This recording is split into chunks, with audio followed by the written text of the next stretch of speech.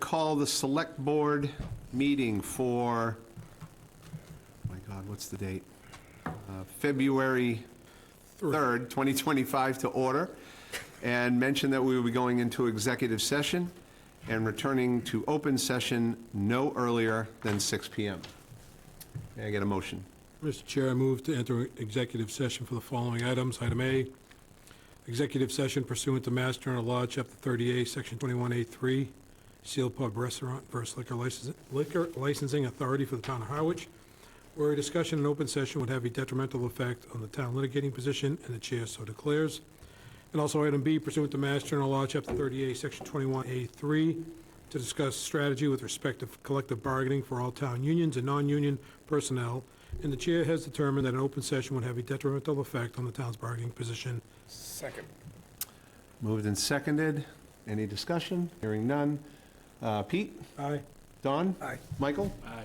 I'm an aye, 4-0. And we'll be. Evening, I'd like to call the Select Board meeting for February 3rd, 2025 back to order. Returning from executive session where we took no action. As required by open meeting law, you are hereby informed that the town will be video and audioing, taping, as well as live broadcasting this public meeting. In addition, anyone in the audience who plans to video or audio tape this meeting must notify the chair prior to the start of the meeting. Hearing no one, would you join me for the Pledge of Allegiance? I pledge allegiance to the flag of the United States of America and to the republic for which it stands, one nation, under God, indivisible, with liberty and justice for all.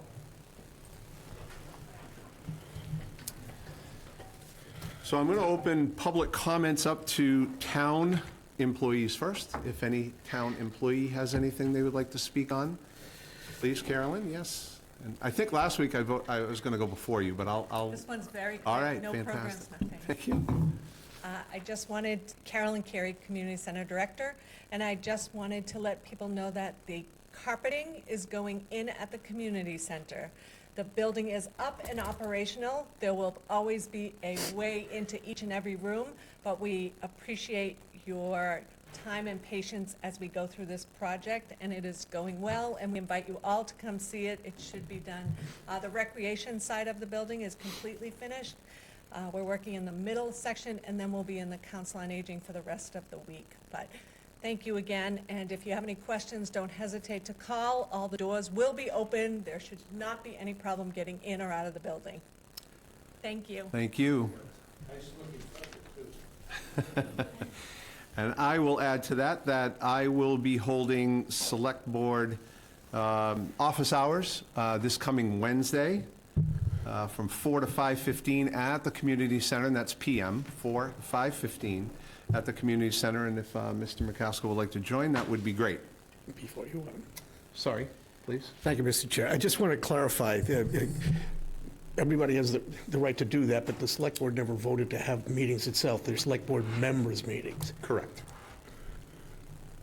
Thank you, Select Board Member Howell. Anybody from the public for public comment?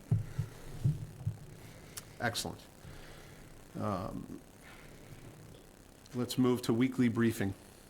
Mr. Chairman, I can yield on that for a presentation by our state representative. Excellent.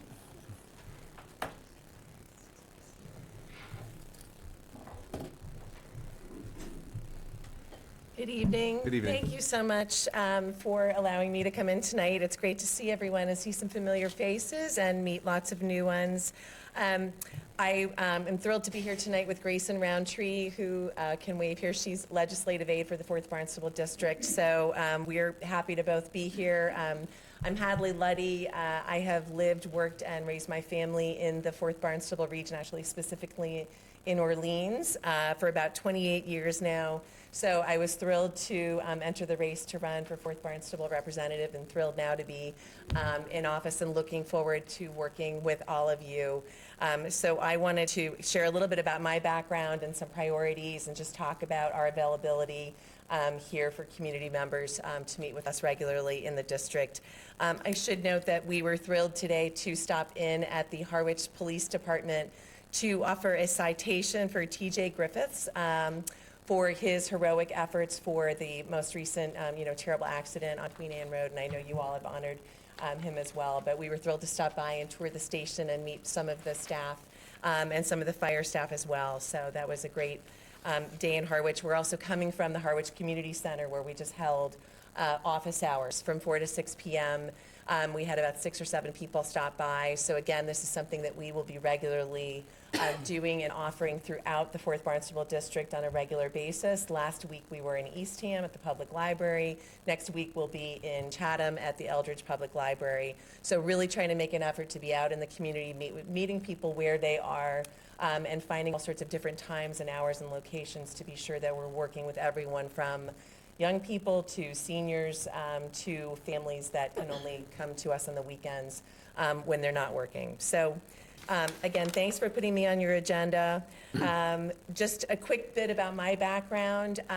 I have spent most of my career working in public and community service, with everything from working for the state's Department of Children and Families when I first finished graduate school, to working with Community Connections, which provides services for people with disabilities, to running Big Brothers Big Sisters of Cape Cod and the Islands, to working with Homeless Prevention Council and really focusing on some really critical local issues, including housing stabilization and financial security for our local year-round residents. My key priorities, without a doubt, are really focusing on constituent services, which is a key part of the representative job, but also housing and economic stability for all year-round residents, from young adults to seniors, and particularly the missing middle. This is something we all talk a lot about. Our workforce, this affects so many people in our community throughout the district, obviously throughout the Commonwealth and throughout the country. I'm also hoping to really be a steward of environmental issues to protect our precious and fragile environment. I was really thrilled to be out when I was campaigning and meeting people, especially in the summer, talking to people throughout the district, that we all have a lot of these common interests in mind, and especially environmental issues are something that we all have in common. I'm happy to let you all know that I have been appointed to be a part of the Seasonal Communities Coordinating Council, which was developed as a part of the Affordable Homes Act. So this unique designation will afford our region opportunities that allow for development of housing, workforce, municipal, and other policy opportunities that will uniquely be able to address our local needs here in the 4th Barnstable. So there's much more to come on this front. I know folks have a lot of questions about what will happen within that council, and there's only been one meeting of which I was not yet on the council. So as soon as we know more, we'll be sharing that with folks. But I think there will be a lot of benefits that will come our way because of that designation. I am awaiting future committee assignments, which I'm looking forward to, and looking forward to our first formal session, which will be held in Boston on Thursday, and obviously much more upcoming discussion and debate regarding the state budget. You can visit the State House page to see bills and home rules that have been filed, that we filed. This process is still underway, and today a memo actually went to all town managers with guidance about home rules, and from mine and Senator Sear's office. So again, there's some good information in that email that went out. We hope it's helpful for future planning. And I thought I would just highlight a couple of the bills that I did file. I was just chatting with somebody sitting in the audience tonight about the 2 bills that we filed relative to Holtec and the release of nuclear waste at the Pilgrim Power Plant. So I know this has been a real issue, especially to folks who live in Harwich, so that's something that we did file. And I also will point out one other key act, which was the act relative to the Maggie Hubbard Rental Safety Act, which is an effort to try to really look at the way in which we are regulating both smoke and fire detectors in rentals to be sure that tragedies like what happened to Maggie Hubbard and her daughter, I'm sure you all are familiar with that story, don't happen again with key safety measures that can be put in place. So those are a few examples of bills that were filed, as well as many home rule petitions that were either refiled or filed as well. I'm happy to answer any questions you have and really look forward to working with all of you. So, Thank you so much, and thank you for being here. yeah, you bet. And I'll go to my board. Pete, do you have any questions? No questions. Appreciate your time this evening, Ms. Luddy, and I'll be interested to see the details of the seasonal community designation. I will tell you up front that I'm the State House skeptic, or at least one of the State House skeptics on this board. So Okay. the devil's in the details. So I'll be interested to see what it includes. and what it really means for all the community. So look forward to that. Okay, I look forward to Thank you. sharing. Yes, absolutely. Michael? I have no questions. Thank you for coming. You bet. It's been a long time since we were on, I worked with you on Big Brothers. That's right. So, Thank you. Great to be here. Don? Thank you, Mr. Chair. It's good to see you again. Yes. Somewhere aligned with what Pete said, that we've had problems, and I think you understand that representing the Cape is kind of a challenging thing because we don't have numbers, but we have unique problems. So That's for sure. I look forward to you being involved with us so that you can understand better what's going on on our end. Absolutely. And I would echo the sentiments of my board as well. So thank you very, very much for All being right, here. I look forward to reporting back, so thank you. Excellent. All right. Thank you. Take care, thanks. Hey, Joe, if you want to take up the weekly briefing? Certainly do, Please. and that also gives me an opportunity to mention what I should have mentioned under public comment. I wasn't ready for that. First to the public comment, we did receive notice from the Mass Department of Transportation's Highway Division here for Cape Cod that a project near and dear to all of us is the Route 28 Saquatucket Harbor, Bank Street to Saquatucket Harbor sidewalk installation. So first, we get the standard notification that they're estimating their work to begin February 10th. You may have seen some ribbons around trees, so that's part of what they're going to be doing. First is really just going through in the coming weeks to focus on enabling work, which would be test pits, saw cutting, tree trimming, and tree protections, other activities. So we'll see that beginning February 10th. They don't actually anticipate construction beginning before March 17th. However, we'll be in that process starting next week. Additionally, as we know, this is a project that's going to take some time to complete. The overall construction project for the state is estimated to be finished April 15th of 2027, so about a 2-year window on the construction project. Specifically, however, when they get into that construction project, they want to remind us that whenever they do the lane closures or detours, or the lane shift, I should say, they're always trying to achieve a minimum lane width of 11 feet. So that's the opening, so we're going to see some things start to happen next week with regard to trees and some other minor things, with construction beginning the middle of March. So that would be the Mass DOT on the Route 28 project. For the weekly briefing for Phase 3, as we know, they're still working on the 2W contract, and 1E has not begun yet. For a 2-week look ahead from February 3rd to February 14th, they remain in and around the areas of Chestnut Lane, Elm Drive, and Martha Ethan Court. Then expanding that outlook for another week. First, just a heads up that despite the fact that Monday, February 17th is a holiday, they are allowed under their contract to work, so they will still be working on Monday, February 17th.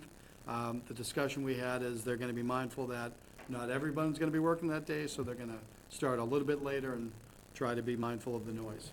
And again, in that time frame, they're still going to be working in that 2 West area for Chestnut Lane, Elm Drive, and Martha Eden Court. That is the briefing. Thank you, Joe. And if it's okay with the board, I'm going to take one out of order here. I'm going to move down to new business C. We'll try to get one of our town's partners here out of this meeting a little sooner than would happen if Chair? we, yes. I move that we approve a 2025 common viculars license application for NYC Twisted Inc., DBA Twisted Pizza, 181 Route 137, as presented. Second? Motion and second, any discussion? All in favor? Aye. Don? This is- Michael? Aye. You can do it all. 4-0. Thank you, Joe. Okay, let's move to the public hearing. Say welcome and thank you. Yes. Good night.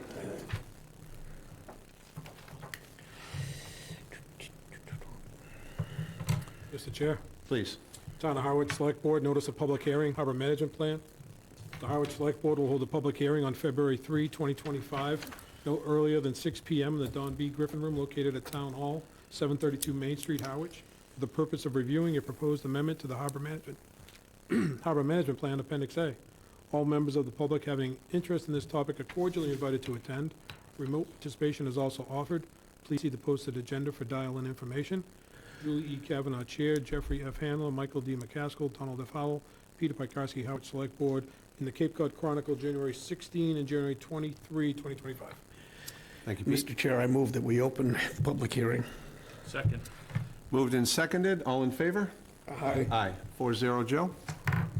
Thank you, Mr. Chairman. I was just asking if, could you just get Don, let him know we're in the hearing now? Yeah. Thank you. So, Mr. Chairman, members of the board, for this hearing, we will be joined in a moment by our Natural Resources Officer, and of course, you know, our Deputy Harbor Master.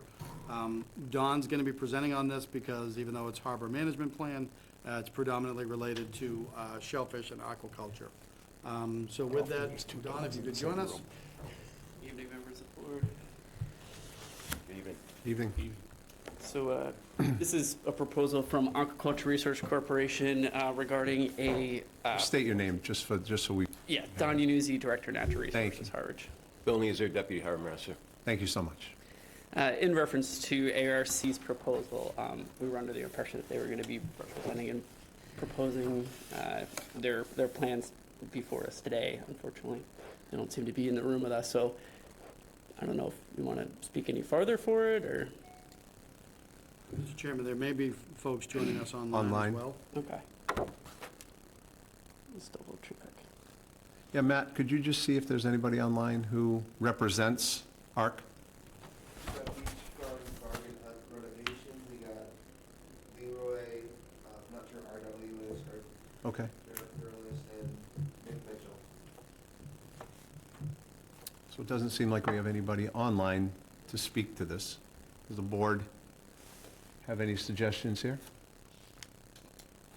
I'm prepared to make a motion, so if nobody in the public has anything to say, we could close the public hearing and deliberate as a board. So I'll ask first, does anybody in the public like to speak? Anybody online, Matt, can you see? Nobody has their hand raised. All right, great. Mr. Chair, I move that we close the public hearing. Second. Moved and seconded, all in favor? Aye. Aye, 4-0, Joe, Mr. Chair, please. I move that we approve the proposed amendment to the Harbor Management Plan Appendix A for the addition of 2 working moorings in Herring River to be used by Aquaculture Research Corporation as presented. Second. Moved and seconded, any discussion from the board? Pete? None. Don? Michael? None. And I have none. Still need a All in vote. favor? All in Aye. favor? Aye. Aye. 4-0, Joe. Thank you. Thank you. Thank you, gentlemen. Thank you so much. Thank you. Although we voted, Mr. Chair, I think it's important to note that all the recommendations came back to approve this. Absolutely. Mr. Chair, Please. notice of public hearing, Town of Harwich Select Board, application for Class 2 used auto dealer license. Notice is hereby given under Chapter 140 of the General Laws as amended, that application has been made to this board for a Class 2 used auto dealer license for A&G Accident Repair, DBA Cranberry Collision. And I apologize, gentlemen. Tyler Goebel, owner-manager, and Derlis Almanza, owner-manager, on the following premise located at 161 Queen Anne Road, Harwich, Mass. 02645. The Select Board will hold a public hearing on the application on Monday, February 3, 2025, no earlier than 6 p.m. in the Griffin Room at Town Hall, 732 Main Street. Remote participation is available. Please see the posted agenda for dial-in information. Select Board, Local Licensing Authority, Cape Cod Chronicle, January 16, 2025. Mr. Chair, I move that we open the public hearing. Second. Moved and seconded, all in favor? Aye. Aye. Mr. Chairman, if I could advise the board, as you can see in the application in the packet, it's been reviewed by all relevant staff. No issues. Recommend approval of, or issuance of the license if you see fit. Thank you. Anybody from the public like to speak? Hearing none? Other folks Oh, from sorry. Cranberry. Anybody Collision? online there, Matt? Nobody. Move that we close the public hearing. Second. Moved and seconded, all in favor? Aye. Aye, 4-0, Joe, Mr. Chair, please. I move that we approve a new Class 2 used auto dealer license for A&G Accident Repair, DBA Cranberry Collision, 161 Queen Anne Road as presented. Second. Moved and seconded, any discussion with the board? All in favor? Aye. Aye, 4-0, Joe. Thank you. Before you go too far. Oh, I'm sorry. with the minutes, if that's what we're doing. Haven't got there next. yet. Yep. You want me to make a motion, or you want to hold off? I don't care about holding off. Before you make the motion, though, I'm going to suggest we amend two things. On page 5, I made a big deal of this mainly because I don't want to see warring factions, and I want to see it in the minutes, that it really doesn't matter whether climate change is being caused by human beings or it's just a natural fluctuation. We still need to address its consequences. I made that comment there mainly to try to get everybody on the same page that there are things that we need to do, so that needs to be in there. And secondly, I believe it's Tesla rather than Tesla at the bottom of the page. On page 5. Yep. Okay. We'd entertain a motion with those two amendments. Motion to approve the Select Board meeting minutes from January 13, 2025, with the amendments presented by Selectman Howell. Second. Moved and seconded. Any discussion? All in favor? Aye. 4-0, Joe. And we'll move to new business. Item A, presentation and discussion on fiscal year 2026 departmental operating budgets. My own AV consultant right now. If you could give me one quick second to get everything together.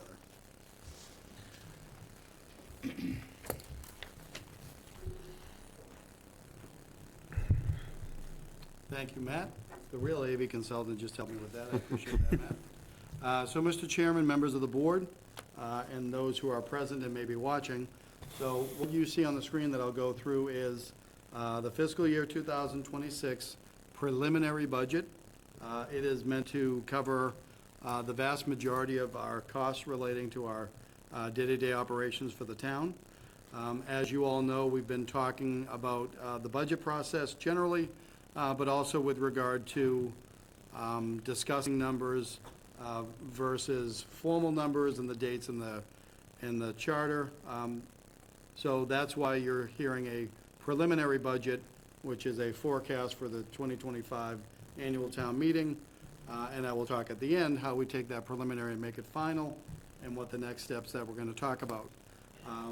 Also, I will reference at the end some key dates, but as you know, next week, I will be joined by our finance director, town accountant interim, Ed Spellman, and you will be joined by your colleagues on the finance committee to do an even deeper dive in all things financial in anticipation of the fiscal year starting July 1st. So with that, Mr. Chairman, members of the board, I'm going to try to advance slides, read slides, and be communicative with all of you. So without any further ado.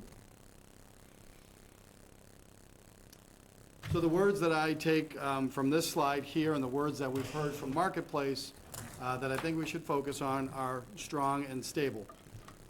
You can see the pull-out quotes that we earned less than a year ago when we went back out for general obligation bonds in front of the bond market, and we were able to retain and extend our AAA bond rating. And so I'll let those words stand for themselves. They are a testament to not just everybody in this room, but everybody at town meeting and all the parties that go from this moment to town meeting when they talk about the town.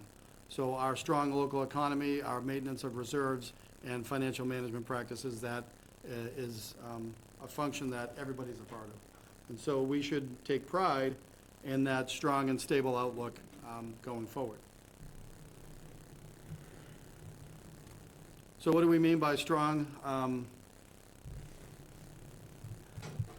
There we go. What do we mean by strong financial reserves? Well, as you know, we have three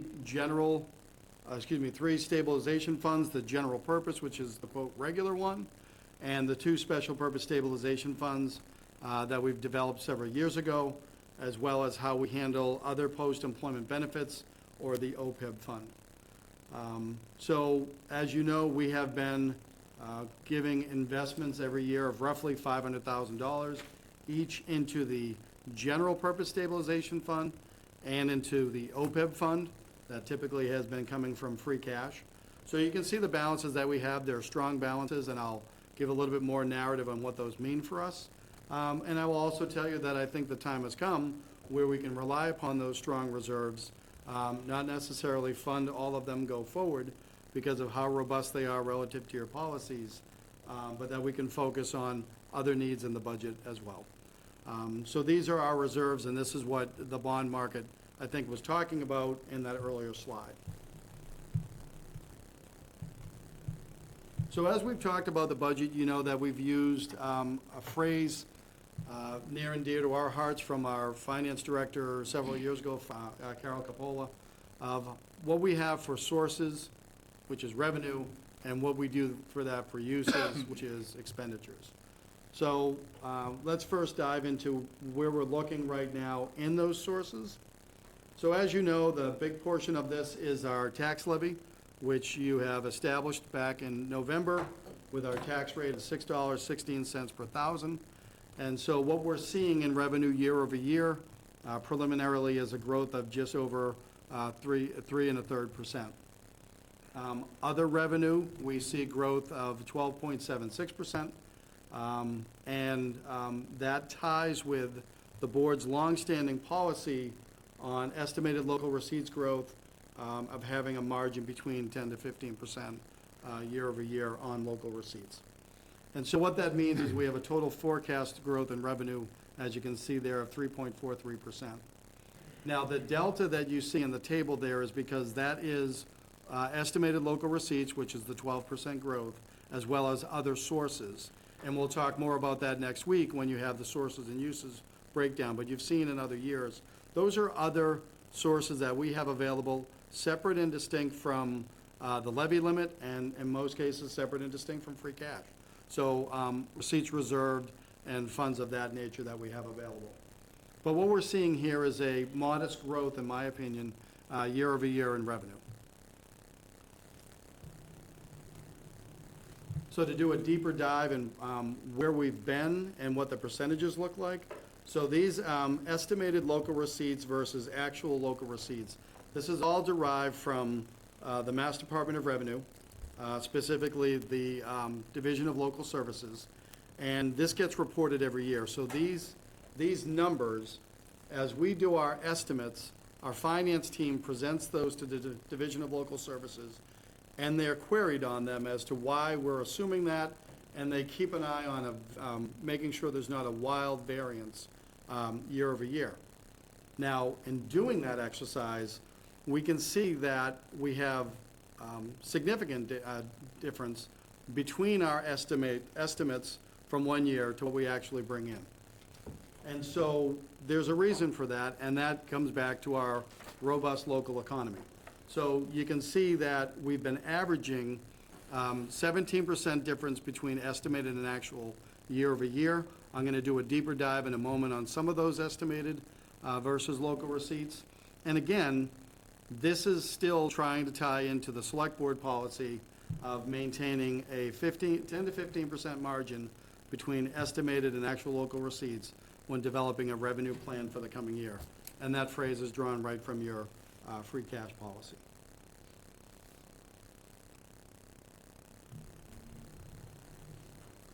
So a deeper nope, sorry, wrong slide. So my table's missing on my screen. I mean, on your screen there. So the last full year was a comparison of the fiscal year '24. Our estimate was $15,425,923. The actuals that were reported to the Division of Local Services was $18.5 million. You saw the slide before, but what you really see in there is where is that coming from? So hopefully that's in your slide deck in the, hallelujah. So apologies to the people at home. No idea where that table went. It was there when we put it in this morning. But some examples would be, we see in these estimated versus actuals, the proof that we have a strong local economy, because you can see the growth in recreation and other departments' receipts year over year, but also the growth in the meals and the rooms tax year over year. And then lastly, we're seeing, or we have seen over the last few years and current half-year estimates for fiscal year '25, strong financial markets as far as evidenced by the investment income return. Mr. Chair, Please. may I ask a question on that? Absolutely. And Joe, I don't need an answer on this tonight, but some explanation on fees. Estimated zero, we took in 172,000. Other charges for services, estimated 228,000. Actual zero. But if we could get on some of the higher ones on here, I'm not concerned about meals tax or motor vehicle excise, but some of these other ones, it would be great to have an explanation. Even investment income, 140,000 versus 1.120 million. And I only want to have clarification for the future budget. Precisely, and that's the conversation we are going to have, because, as you know, first of all, the investment income, that has been a standard number of the 140,000 year over year.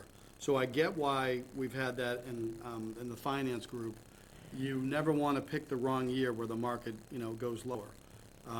And we can, I think, do a better job of crystal balling, if you will, on that. But that's the intent for next week. As part of the sources and uses for fiscal year '26, Ed and I will be able to dive even deeper into that. Thank you. And I think as an example, if you look at the slide you have up here now, so we know that motor vehicle excise, so these are year-to-date numbers as of this end of December, so 12/31/2024. These are unaudited.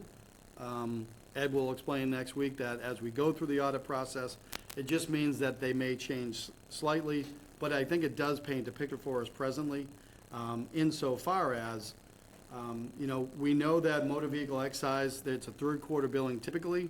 The higher number we saw year over year was because there was a delay in last year's motor vehicle excise, but we are seeing strong revenue coming in on hotel motel, and again with investment income.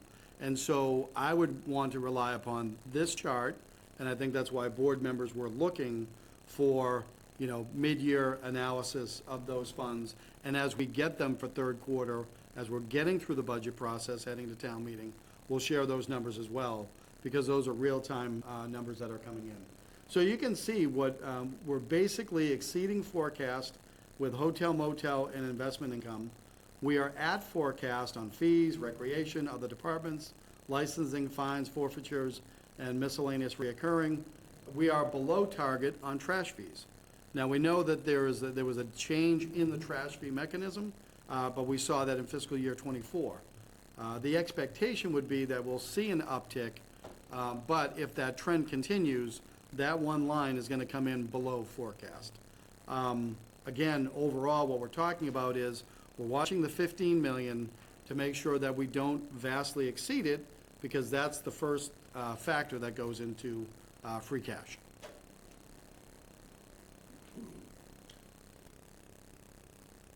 So speaking of free cash, I want to put out there that I purposely put this slide up there because it's not mine. So what you see here, this is an example of any one of the infographic and data tables that the the Division of Local Services has.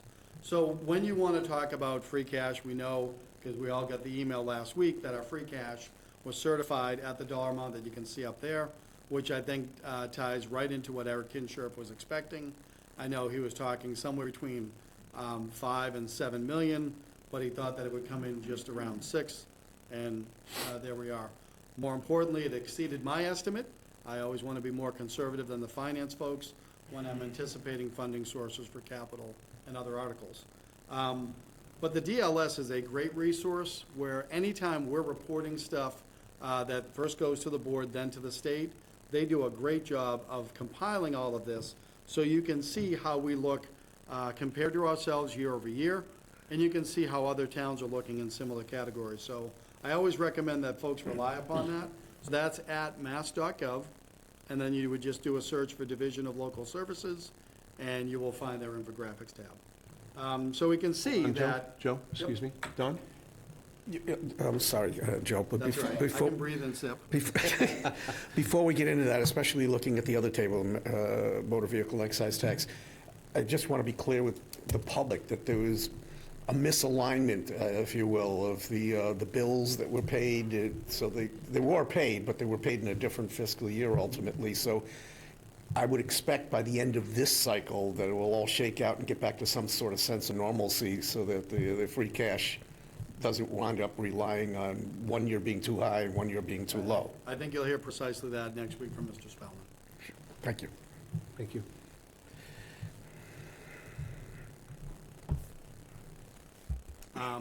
Given the commentary that we've had, I wanted to do an even deeper dive over free cash generally.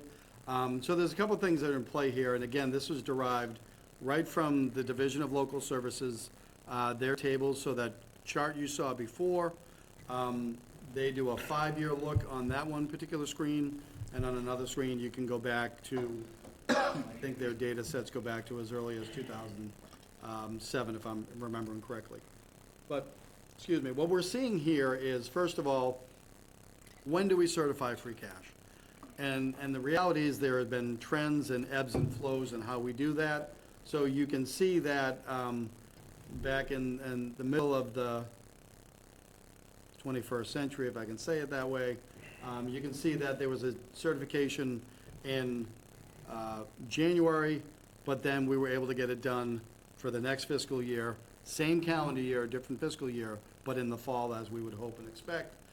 You can see the last 2 years where we've had those comments about past members available and staff changes. So we can see that we're now earlier in the same year, but the target is always to try to get it post-Labor Day and certainly pre-Thanksgiving. And that's very much achievable when we have that as a goal and everybody working towards that. So that's first to show you how the certifications have been going. The other one to show you, though, is how certified free cash has been as a percentage of the overall operating budget. Now, when the state says operating budget, they mean the whole Megillah. Sorry, that's a name that's on the agenda later on, but still works. And specifically, I want to read from the Division of Local Services. They've just updated their guidance and directives on free cash. In fact, they released this about 3 weeks ago, January 2025. They make reference to the Financial Management Resource Bureau, the FMRB, which is a state agency, recommends that communities understand the role free cash plays in sustaining a strong credit rating, so we're on board with that, and encourage them to adopt policies on its use. Under sound financial policies, a community strives to generate free cash in an amount equal to 5 to 7% of its annual budget. And so you can see that more often than not, we've been in the 5 and 7s, we've got a few 3s and a couple 9s. But as I adjust my notes, I also want to then compare that to the Select Board policy. Again, this is the Select Board's free cash policy adopted July 31st of '06. And it said it is the town's goal that the total annual appropriation for free cash for non-recurring expenditures should leave a balance which, when added to stabilization, will equal 5% of the general fund expenditure. So we're going on the lower side, and back in '06, the process was to combine the two numbers to get to 5%. So now the guidance from the state is 5 to 7% free cash itself. So I bring that up because I want to self-report, if you will, and this is why I've talked before about do we need to continue to build up some of our reserves like we had. So applying the board policy back from 2006, where when you combine your stabilization funds, so it's plural, but we didn't have special purpose, so I've excluded them from the equation. But when you add free cash this year, plus our current stabilization, we're actually showing that we have reserves that account for just under 15% of the general fund operating budget. So that's why you will not see a recommendation by me to send the $500,000 that we typically send from free cash to stabilization. Based on your metrics and the state's metrics, I will say that right now, we have very strong reserves for stabilization. Because again, we know that stabilization is what we've always called our rainy day fund. We certainly tapped into it in the early days of COVID, but as you folks know as well as anybody, you then replenished it the year after. So having that balance ties with what the FMRB is getting to. It's higher than they would recommend. So at present, in the draft warrant, I only recommend a contribution to OPEB, which we should never stop doing, and not to the General Purpose Stabilization Fund. Having said that, that's a policy decision, but I did want to have this slide sort of bear out that discussion. Again, best practice from the Commonwealth says 5 to 7% free cash related to your overall budget, and our policy, when we combine the two, we're at 15%. Can I jump in quickly? Sure. So, great point about our policy, right? So, the rainy day fund, well, it was pouring in '05, so we tapped it, and we tapped it heavily. And so that's why we put them together to be what was it, a 5%? Is that what? 5 to 7% So, margin. 5 to 7% margin. Yeah. So clearly something we should look at again and probably update, but it was certainly difficult times back then, so hopefully we don't let the rain come in like that. Don? And this is for the public kind of thing. Sure. We have money that's sitting in the account. We're saying that we're not going to put more in a couple of these things. Is it just sitting there, or is it earning something? Thank you. It is absolutely in an investment account, and it's earning. Ed may be able to speak to what fund it's in and what the percentage is. As you would imagine, we don't put that at high risk, so it's a conservative fund, but yep, it's not just sitting there stagnant. It is invested in to get income returns. I just wanted the public to know that, because it's growing on its own. And then if I could, again, the earlier slides, when we're getting credit from the S&P bond market for having strong reserves, I think the comment was very strong reserves. That's what they're getting to. So, I'm not suggesting that we're going to be lax. I'm not suggesting that we wouldn't revisit that later in the year if we had to, or any other time. What I'm really suggesting is I wanted you to be mindful of that, and I wanted you to be aware of that action as it ties to your policy. And I appreciate the historical context. That makes complete sense. And remembering how things were back in 05, 06, 07, and 08, I can see why you had that discussion. Yep.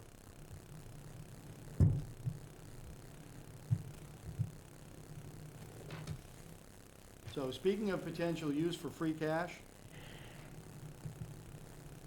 so as I've mentioned, we will continue our OPEB contribution. Now, I did toy with the idea of saying, well, if we're not going to put $500,000 in OPEB and stabilization, what if we put $1 million into OPEB? And the short answer is we had an actuarial study done back in 2022, it was June of 2022, and I believe Mr. Spellman is seeking another actuarial study.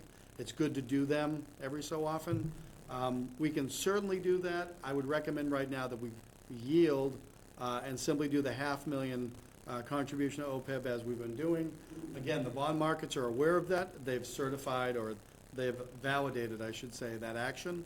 And then once we get that actuarial study, which we should have hopefully this time next year, we can then review that for that discussion on increasing OPEB. Beyond that, we're using the balance as we anticipated for a number, just I think a little more than a third of the overall capital plan expenditures that are in the draft plan for fiscal year '26.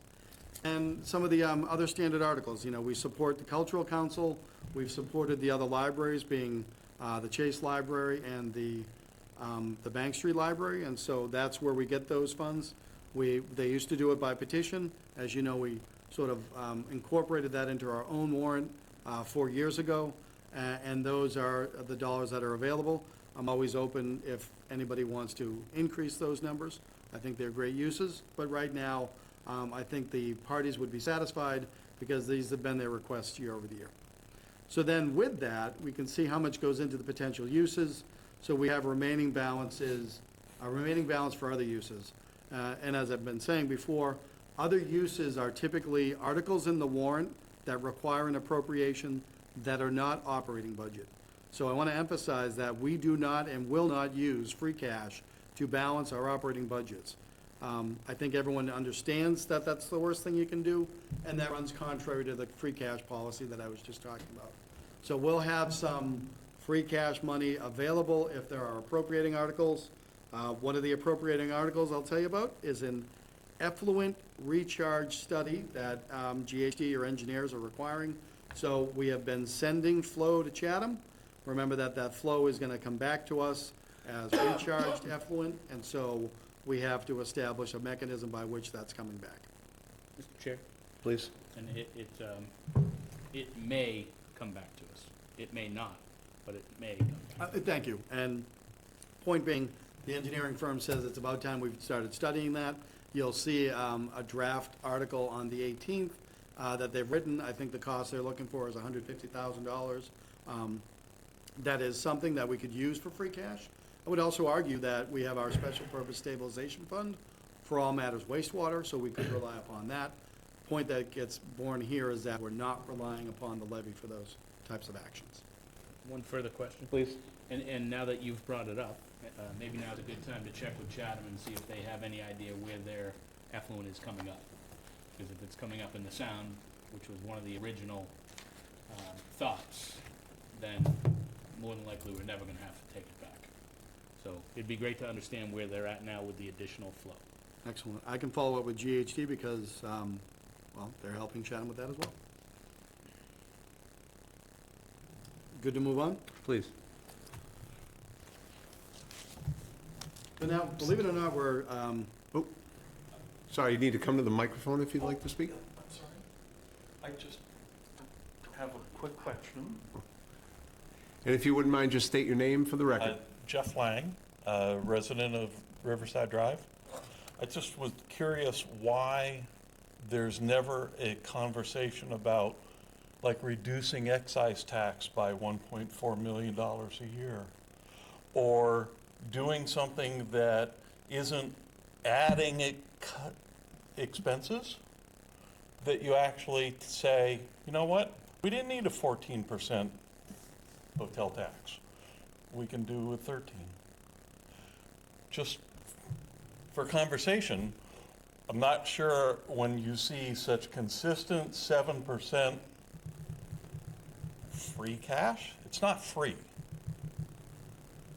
And I happen to be a proponent of like anti-excise tax, because it kept me from being a resident of the state for about 7 years, because I couldn't imagine everybody paying an extra sales tax on their car every year as compared to the one that they pay when they buy it.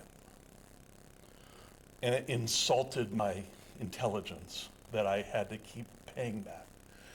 And yet, I've never found a single person yet that voted for it. But you continue to operate with excess money that you find ways to spend, as compared to saying, let's reduce the burden on their citizens. That's all. Thank you.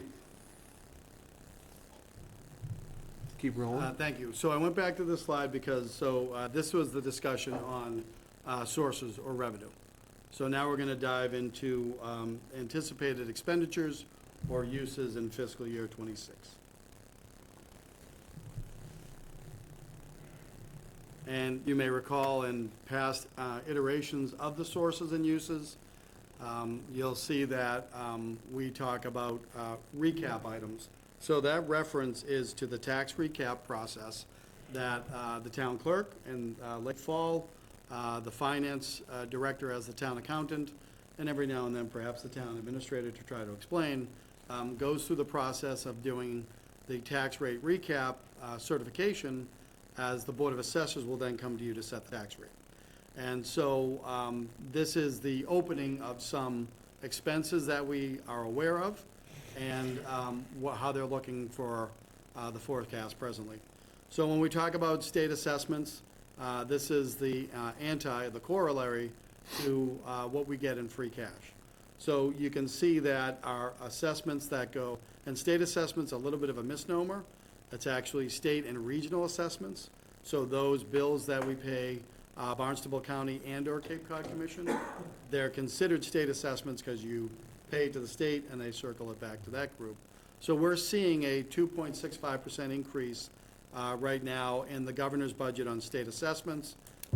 The upside is we're seeing on the minimal local aid that we get, and I say that as someone that was born, raised, educated in the world off of the Cape, of they all rely upon local aid. So the good news is we don't rely upon it. The better news is, because We wouldn't have it to rely on if we wanted to. But we're still seeing that our local aid from the state is outpacing our assessments, meaning there's a minimal surplus, for lack of a better word. However, thank heaven for small favors, because as recently as 4 years ago, our local aid was insufficient to pay our state assessments. And then you can see right now the recommendation on overlay for Richard Waystack and the Board of Assessing team.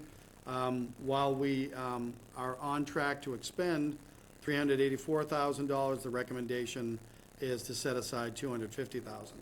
And so that means we see on our recap expenses a reduction, as you can see outlined there. As I've mentioned, these numbers are coming to us from the governor's budget, known as House 1. They tend to be the higher ones, and in good years, they tend to hold. We haven't heard yet where Conference Committee, House and Senate are at, and then, of course, they'll all get together, but right now, that's how the numbers are shaking out on our recap items for the state. So 2.66 on the cherry sheet? Exactly, precisely. So now what we're looking at here, nope, what I'm looking at, you're not yet, there we go. So really, the big item that we talk about under uses or expenditures, so this is Article 4, which we also know as our Appendix B, and these are mostly the departmental operating budgets, which is the first line you'll see there. But as you've seen in years past, we also account for debt service, and that's general obligation as well as SRF and others, and then the semi-fixed and fixed costs. So what we can see here is an overall 3.6% increase on the departmental budgets, and what that reflects presently is level service programming. So that means everything that everyone's used to today will continue on in fiscal year '26. There are no enhancements. Enhancements discussion is coming later in the slide, and I would imagine later in our process as well as 2% on wages, which should be above the contractual obligations such as step increases, longevity payments, retirement payouts, and the such. So the semi-fixed and fixed cost, you heard me say a few weeks ago, as you can see there, so this is the wild card, for lack of a better word. These semi-fixed and fixed costs come from outside groups. So examples would be our responsibility on Barnstable County retirement for our retirees. Also, the group health insurance rates. So we don't have those numbers yet from the county. Typically, we get them, I would say, mid to late February, if not early March. So not that there's expected to be a wild variance, but we just don't know yet where that is. Additionally, in the semi-fixed and fixed costs are what we are anticipating for our property and liability insurance premiums. Now, we are in MIA, which is the Mass Interlocal Insurance Association. It's essentially an insurance company that was built by the cities and towns of the Commonwealth. We are insured by MIA for property and liability. Some towns use MIA for their group health insurance. We remain a member of the Cape Cod Municipal Health Group. And that's significant because at our conversation at Connect 351 MMA, that's what I'm going to call it, it's MMA. I was at the Maya breakfast, our voting representative, and so for property and liability, their increase was 1%. That's the good news. There's a minimal increase generally on property and liability. However, they give the caveat, but remember, your rates are based on your current premiums, your current coverage, and what you pay. So we have factored in a 10% increase in property and liability insurance because that's the guidance from Maya. I will tell you that as we've done in years past, that number can be reduced because we typically do prepayment.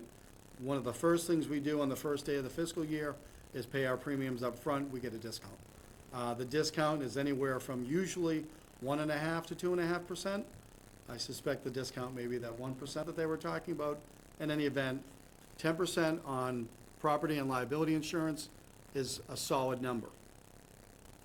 Where we're not solid yet is group health insurance. Now, I mentioned that we are in Maya for property and liability, but not for healthcare. So you can imagine when Maya released their percentage increase for any of their municipal clients, so outside of Cape Cod, although Sandwich is in Maya, they're not in the Cape Cod Municipal Health Group, they're looking at a 14.8% increase year over year in health insurance premiums for Maya. So we're not expecting that in Cape Cod Municipal Health Group for a number of reasons. Maya only uses the Blue Cross Blue Shield suite of products, and we use more than that. We have Blue Cross, but we have Harvard Pilgrim and other HMOs in that. I am, however, projecting a 10% increase year over year in health insurance premiums. So we'll know, and we will vote on that in the coming weeks, and I hope it's certainly at that number. I'd rather it be lower than that number. So that's sort of where we're at with the variableness, if you will, of the semi-fixed and fixed costs. So overall, you can see what we're trending towards for a percentage increase. On Article 4, our Appendix B. I'll take a sip and see if there's any questions on that. What? When someone has time, right? Could we get a 5-year look back on those increases for both health insurance and property?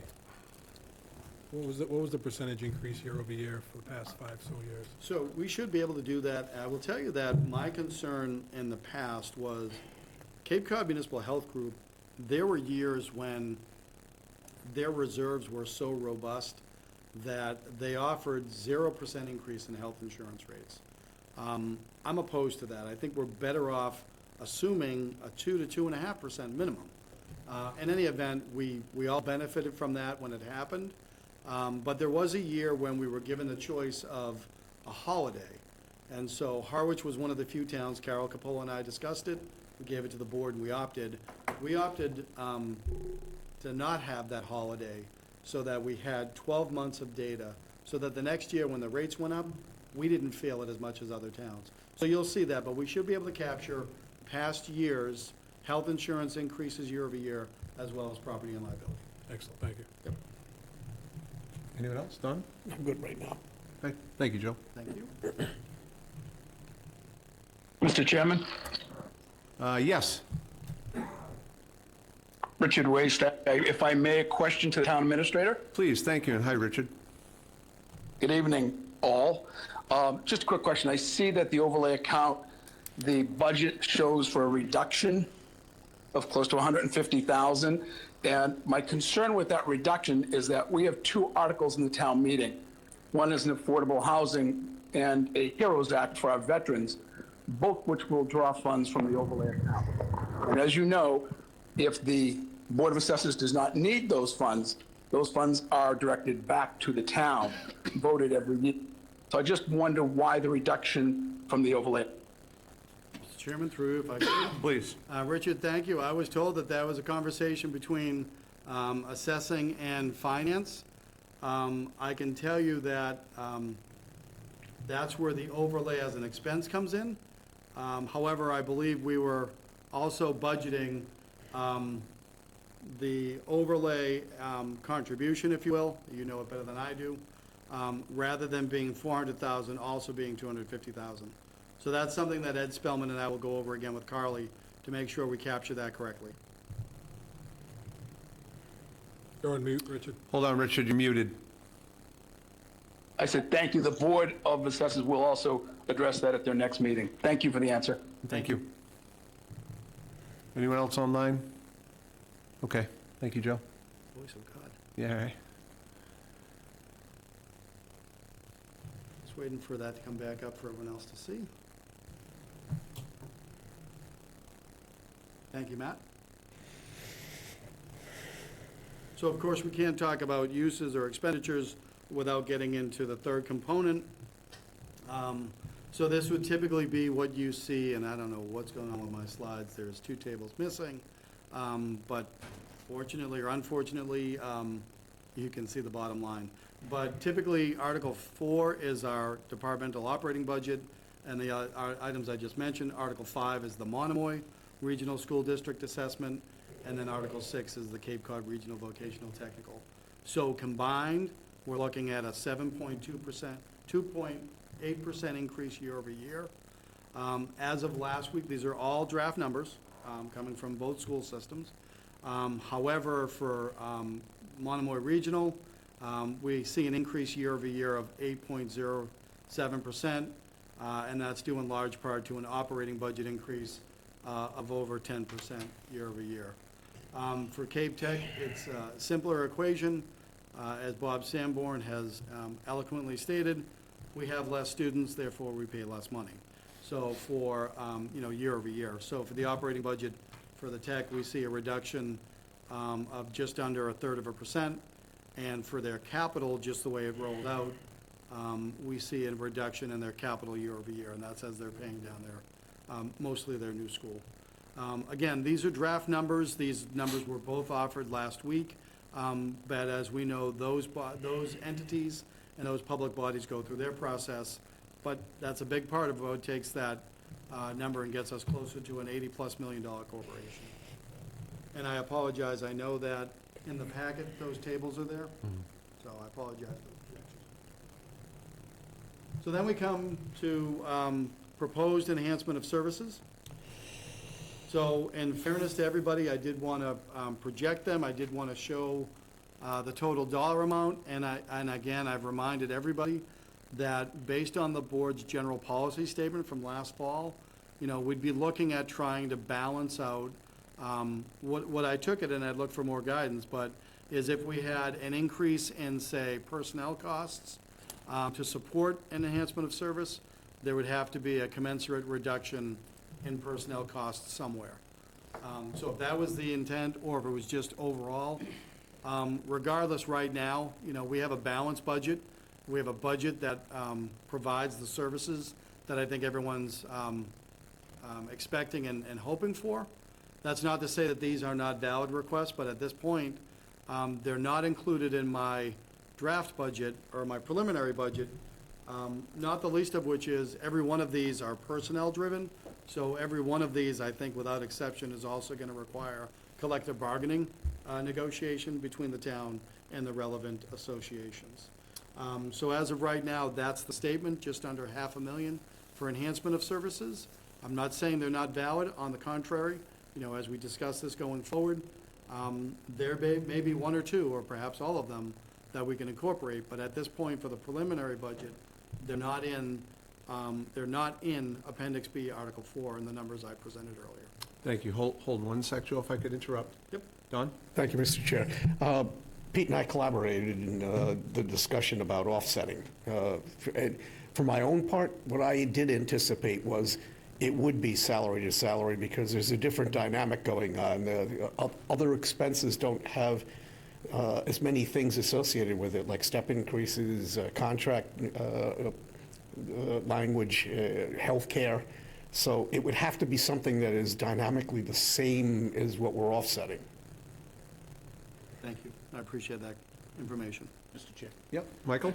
In the spirit of 5-year look-backs, can we get an idea of IT over the last 5 years? I know our past IT director left. We went to contract services with the county and I believe other contract services. We then hired an IT director and none of the other things have gone away. So I would like to see what the 5 years look like. And apples to apples, everything included. 25 back? That would be great. Thank you. Yep.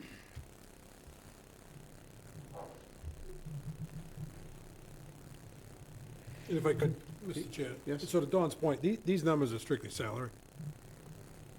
Well, salary and benefits, and that's the other part of it. Some of these were just a straight potential salary. So we, administration and finance, need to go back and say, if this position were created, what do we anticipate the fringe benefits to be as well? Right. Some of them were done like that, some of them were not. Okay. And I will put out there, in fairness to the IT director, she has offered a commensurate cut. It would be Barnstable County IT. Not to get too far into that discussion. My only concern with that is, I don't know that it's a true offset, because there's going to be some lag. So there's a lot that go into that. But These are a combination, some that are anticipated salary, some that are salary plus fringe. I'm not sure if it's the appropriate time, but in some of these other ones, are there contract services available rather than hiring another employee? That's something that I think that the requester should vet whether or not, and what it would cost us to contract out some of these services and not have another employee. And I would agree with that. You know, we've had that conversation generally that before we bring on a person with all of the costs that go with that, is there an opportunity to have a vendor relationship, for lack of a better phrase? Thank you. Yep. So there is nothing missing on this slide. It is simply this pair. But other considerations as we get into it, you know, I've talked generally about our Appendix C, which is our capital outlay plan. Again, we have fiscal year 26 to 30. You've vetted the plan preliminarily in concert with the Finance Committee. I have a funding mechanism that you'll see in future iterations of the warrant and, you know, and in this presentation as well. So we have capital that we have to be mindful of. We also have the concept of debt and indebtedness. Ed's going to speak more directly to the debt statement, if you will, and where we're at. However, debt service is part of our budgeting. So just putting it out there that these other items impact upon the discussion that we're having. They weren't forgotten. We'll have more discussions with more detailed information in the coming weeks. Don? Thank you, Mr. Chair. I'm sounding like a broken record here, but to the extent, and this is something that's really important to me because the gentleman was pointing out some things that actually relate to this. We haven't had a general operating override since 2005, and at that failed, and we only wound up coming back for a little bit more than half of that. So when you're seeing some of your tax bills go up dramatically, a lot of it has to do with capital outlays, like sewer projects and everything that were voted as many as 2 years, maybe 3 years ago. So by the time you borrow, it's a distant memory to a lot of people. When they get a tax bill, it's like, holy moly, what's going on here?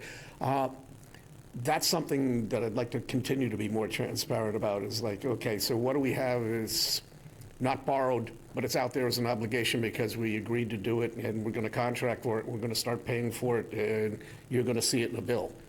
So, but that's already been done by a town meeting. It's not that we've assessed that. But I think the public needs to generally know that, so as they go into the next town meeting, what are they on the hook for already that hasn't been actually showing up on your tax bill yet? Thank you, Don. Just, not a reply or a counter. I guess it's a reply, but it's not a counter. One of the two. Yeah. Mr. Spellman will be able to speak to debt and indebtedness next week, certainly far better than I. I will tell you that there's a standard form that gets filed by every municipality known as the DE1, and it's a statement of indebtedness. So we have that document. We can and will share it next week, and it breaks out, as of October of 2024, all of the debt that's been authorized versus debt that was authorized and unissued, authorized and issued. But it does give you that statement of where we are, and I can tell you that that statement of indebtedness is up to date, including the $54 million that's been appropriated for Phase 3 and the $42 million that we'd expect it to cost. So as we talk about debt service for 26, I believe that's already factored into the number. But to the point that I think members making, we're also tracking that on a go-forward basis. We do get from Hilltop Financial, our financial advisors, a comprehensive, AKA a book, that can be several hundred pages long typically, that shows all of our obligations, all of our debt, and how we break it out over the years. Now, in our favor right now are the AAA bond rating, so we get the better rates on general obligation, and for the Phase 3 project, the 0% on interest on that project. 2% for Phase 2, that was great. 0 is even better for Phase 3, but we're mindful that there's more projects coming online, so we can't anticipate 0 or 2% necessarily for future projects. But they are helping us with our 20, 30, and 40-year notes. Don? Thank you, Mr. Chair. This is again to the public. I can assure everybody in the public, we have been paying attention to that, and we know that it's not been billed yet, as opposed to it coming out as a surprise to everyone. But what I'm really aiming at, and I think you spoke to that, is I need the public to continue to pay attention to these reports, because this is real money that they've agreed to borrow for, even if they haven't borrowed it yet. And we have a whole bunch of other sewer projects that we're mandated to do by the state. So it's really important that everybody pay attention to the context when they're approving other things, because there's real money that's going to be flowing out, and it's going to go to everybody's tax bill for things that have already happened and that we know about, but the public may or may not be fully aware of. Thank you. Matt, was there somebody online, or? No, nobody.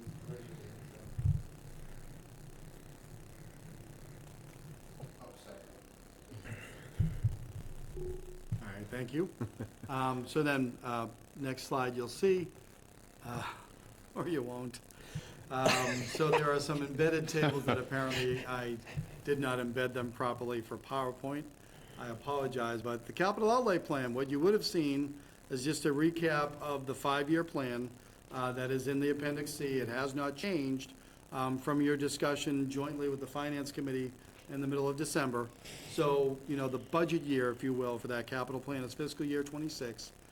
There was a reference earlier to some of the costs. So we know that the capital plan right now for fiscal year '26 is $9,827,149.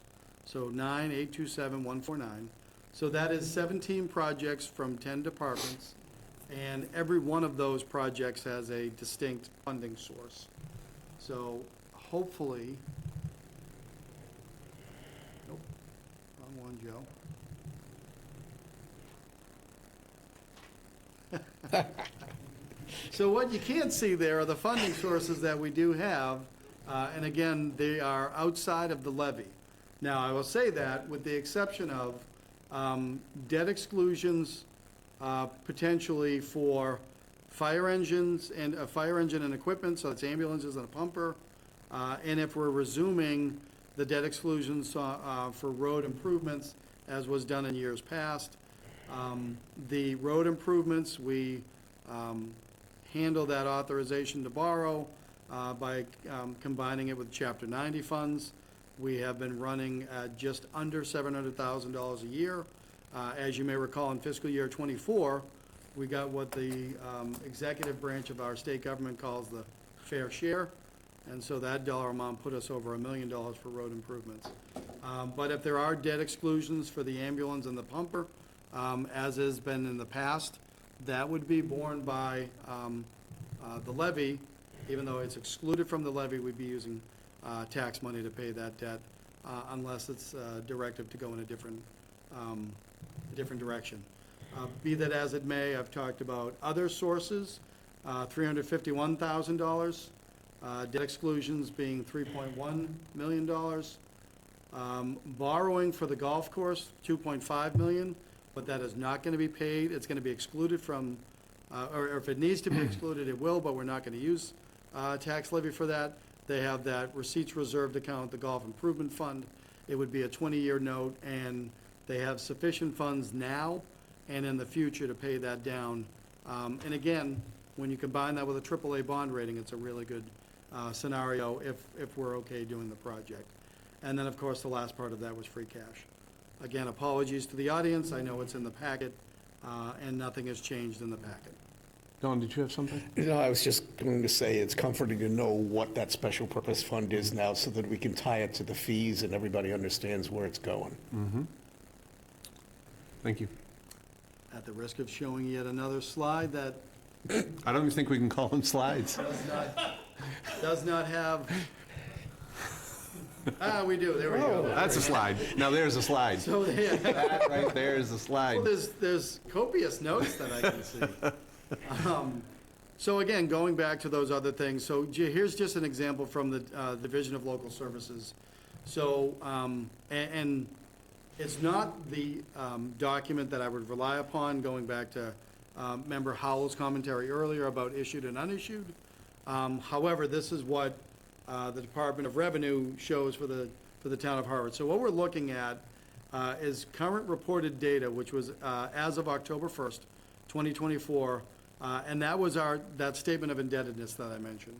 So we released that information as was required, and so what you're seeing here, for example, would be that in fiscal year 2023, we were authorized to have debt of $122 million and change.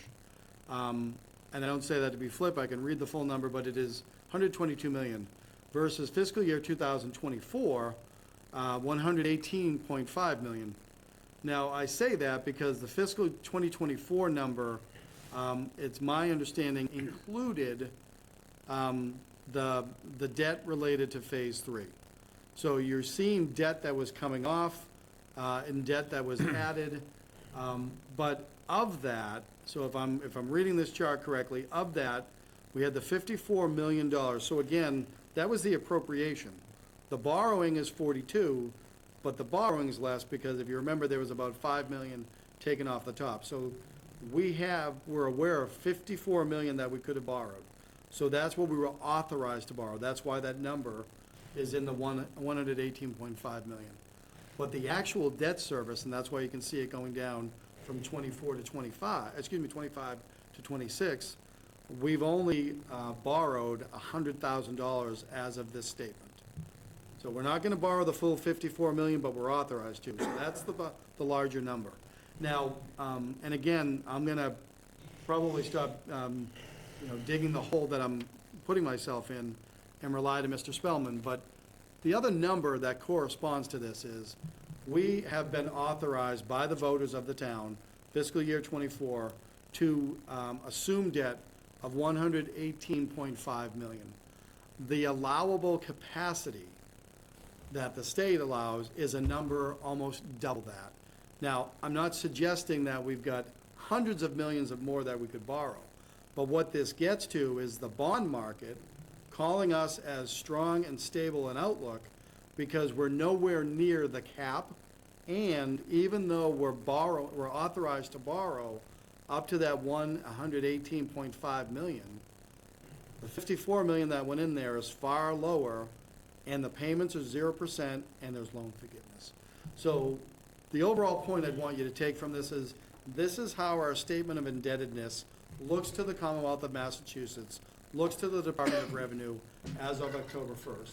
So when we share that sheet next week, so it's a sheet and not a chart, you'll see how all of that breaks out, and you can see where we've accounted for the 54 million, even though we haven't borrowed the full amount, and we have SRF reimbursement for the full amount. State revolving fund. For Sorry, those thank you. people who don't know what All it right, is. thank you. Yep. Thank you, Joe. Continue.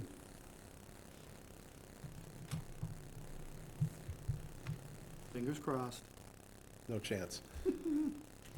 All right, so what takes us from preliminary to final is locking up all the numbers that go into the sources and uses.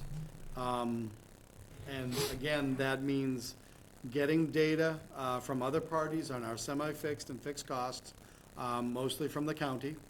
Ed and I are continuing to evaluate all other available sources that are outside the levy so that we can accurately project what we're looking for as, what our budget's coming into play. So if you had, sitting here tonight, I apologize. It should have been that you made the right choice to see everything here, but perhaps if you were home looking at the packet like the board can. So what we're looking at right now, roughly speaking, is fiscal year 26 sources coming in at about $83.6 million. So the sources are coming in 5.9% higher year over year. Now, the levy's going up 3.3%. That's because of 2.5 plus new growth. So the growth in that other sources is not local receipts per se, but all the other sources that are available. So these are separate and distinct from your tax bill year in and year out. Doesn't mean they weren't derived from prior taxes per se, but again, the number is we're showing revenue sources going up by 5.9% year over year. Everything that I've talked about as far as all of the uses, which are the recap, the Article 4, and the education assessments. So what we're showing there is 83.3 million, and that's up 5.4% year over year. Now, I want to be abundantly clear. What this slide was meant to get to is that what I'm working on right now is and should remain and will be that what we are required to do, and that is a balanced budget. It doesn't mean necessarily that we're looking at very tight reserves, because again, there are other sources that we may be able to rely upon. So if we can keep the line steady on the uses, and again, schools and others being what they are, we're looking at 5.4% increase year over year on the uses 25 to 26. On the uses. On the sources, we have more latitude. I don't want you to see a negative, because that's not balanced. I also don't want you to see a delta, which I think, if I remember correctly, was, say, under $500,000. That's a surplus. There shouldn't be a surplus. You know, we're not a corporate budget in that regard. And so this is meant to evince that we have a balanced budget. We have ample funds to pay for everything we're looking at if all things remain static as we see them there. I'll leave that with the disappointment that the table's not up there, but that's what we're looking at right now. And that's what I mean when we say that, you know, the operating budget is, let's call it 47 million. But that's not what we are as a town. We're a town, a municipal corporation, that's in the 80s. It's not a brag, and it's not something to be ashamed of or proud of. It just is what it is. That number gets a little bit bigger when you factor in enterprise and when you factor in community preservation. So when you compare yourselves to other communities, we are comparable to towns that are our size, if not a little bit bigger, off Cape. But again, bottom line here is we're preliminary. We get to final with all the numbers that we're waiting to have finalized. Ed and I will refine it. But in years past, when we've done the sources and uses, you can see that the sources and uses came to zero. You don't want surplus because there is no such thing. It's not profit. And you certainly don't want a deficit because you have to have a balanced budget. So all of that leads to me to my favorite slide, and I really hope it worked, because it is what will be my budget message. Smoked. Yes, I made that up. So, for my time in the private sector, I was very familiar with what SWOT analyses and SWOT charts and all that. So SWOT, W-S-O-T, is simply looking at our strengths, weaknesses, opportunities, and threats. So, you know, that's a nod to my colleagues in my banking days, that I still use that skill. And I think it's helpful as we sort of recap everything we've talked about thus far, and as I start to work on, or to finalize the budget message. So my budget message is like the T-shirts that you've seen. This is going to elicit a groan. It's probably going to be a dad joke. It would be keep calm, right, and mind the SWOT. I want to thank you all for your applause this evening. Thank you. So as you can see there, so, you know, our strengths are, as we've written them. So what are our weaknesses right now? It's those variable costs on the semi-fixed and fixed costs that there's not a lot of control over per se.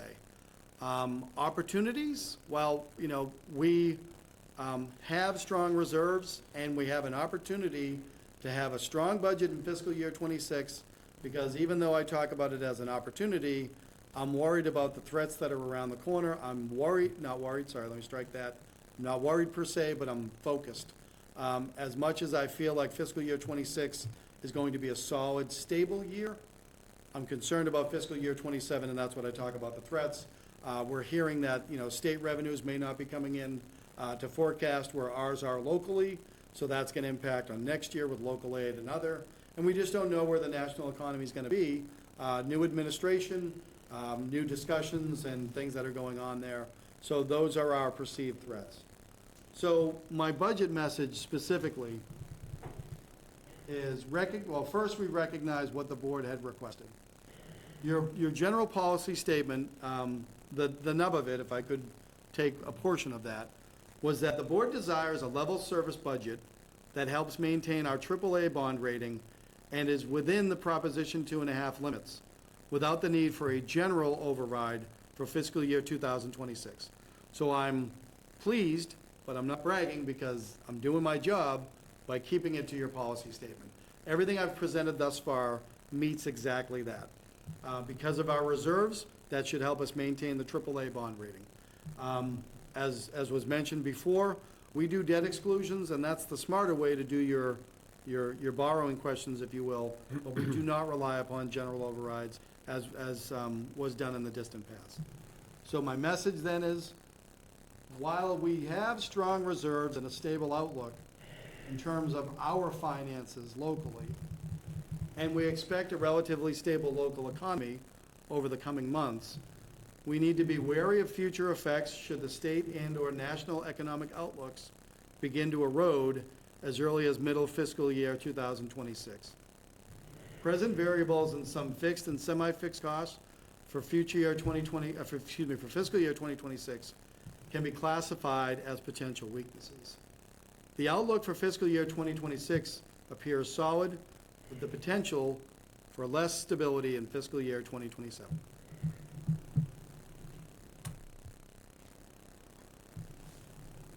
We all want to see what happens next, right? So where do we go from here? So as I've said, Mr. Chairman, members of the board, you're going to have a meeting, one of potentially several meetings. As you know, under Chapter 9, when it talks about the budget, the role of the administrator, the select board, the finance committee, that you are going to meet jointly with the finance committee, and that you may be doing that severally, as the charter says, so perhaps more than one.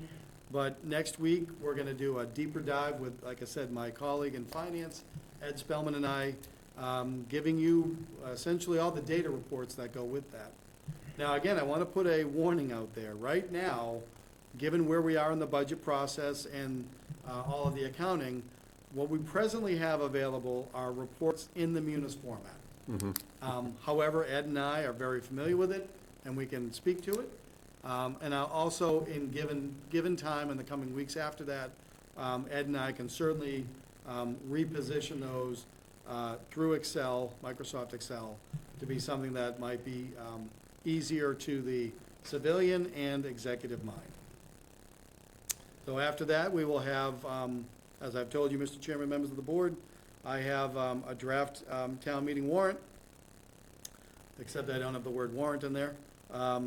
So there are 2 petitioned articles that we're aware of that are going to be in that warrant. They are petitioned articles regarding pesticides and fertilizers. Trying to make eye contact with Pat. Patrick Otten, thank you. And any others that we anticipate. Again, the deadline for those is noon on February 14th, so that the draft warrant that you'll have is will be substantially complete. Anything that comes in last minute, so to speak, will be given to you in raw format and then added to the overall warrant. So then it's discussions with the departments on revenue statements, enhancement of services, if you like, hearings with the finance committee, and all of which gets us in a mere, I did the math, 3 months essentially from today, the first Monday in February, the first Monday in May town meeting. Mr. Chair. Mr. Chairman, members of the board, that concludes my presentation. Michael? Town administrator is slipping. Normally, he gives it to us by the day. And the hour. Okay. Yes. He did a lot of work. Did you see on my it. tables? It was a table on the end of the slide, but you wouldn't know that. Please. Thank you. Thanks for that, Joe. That's a great start for the 26 budget. I'm Scott Norm from the Finance Committee, and I have a couple of observations / questions, one on revenue and one on expense. On revenue, on page 19, there's a 14% increase from 25 to 26 in what is labeled as other sources.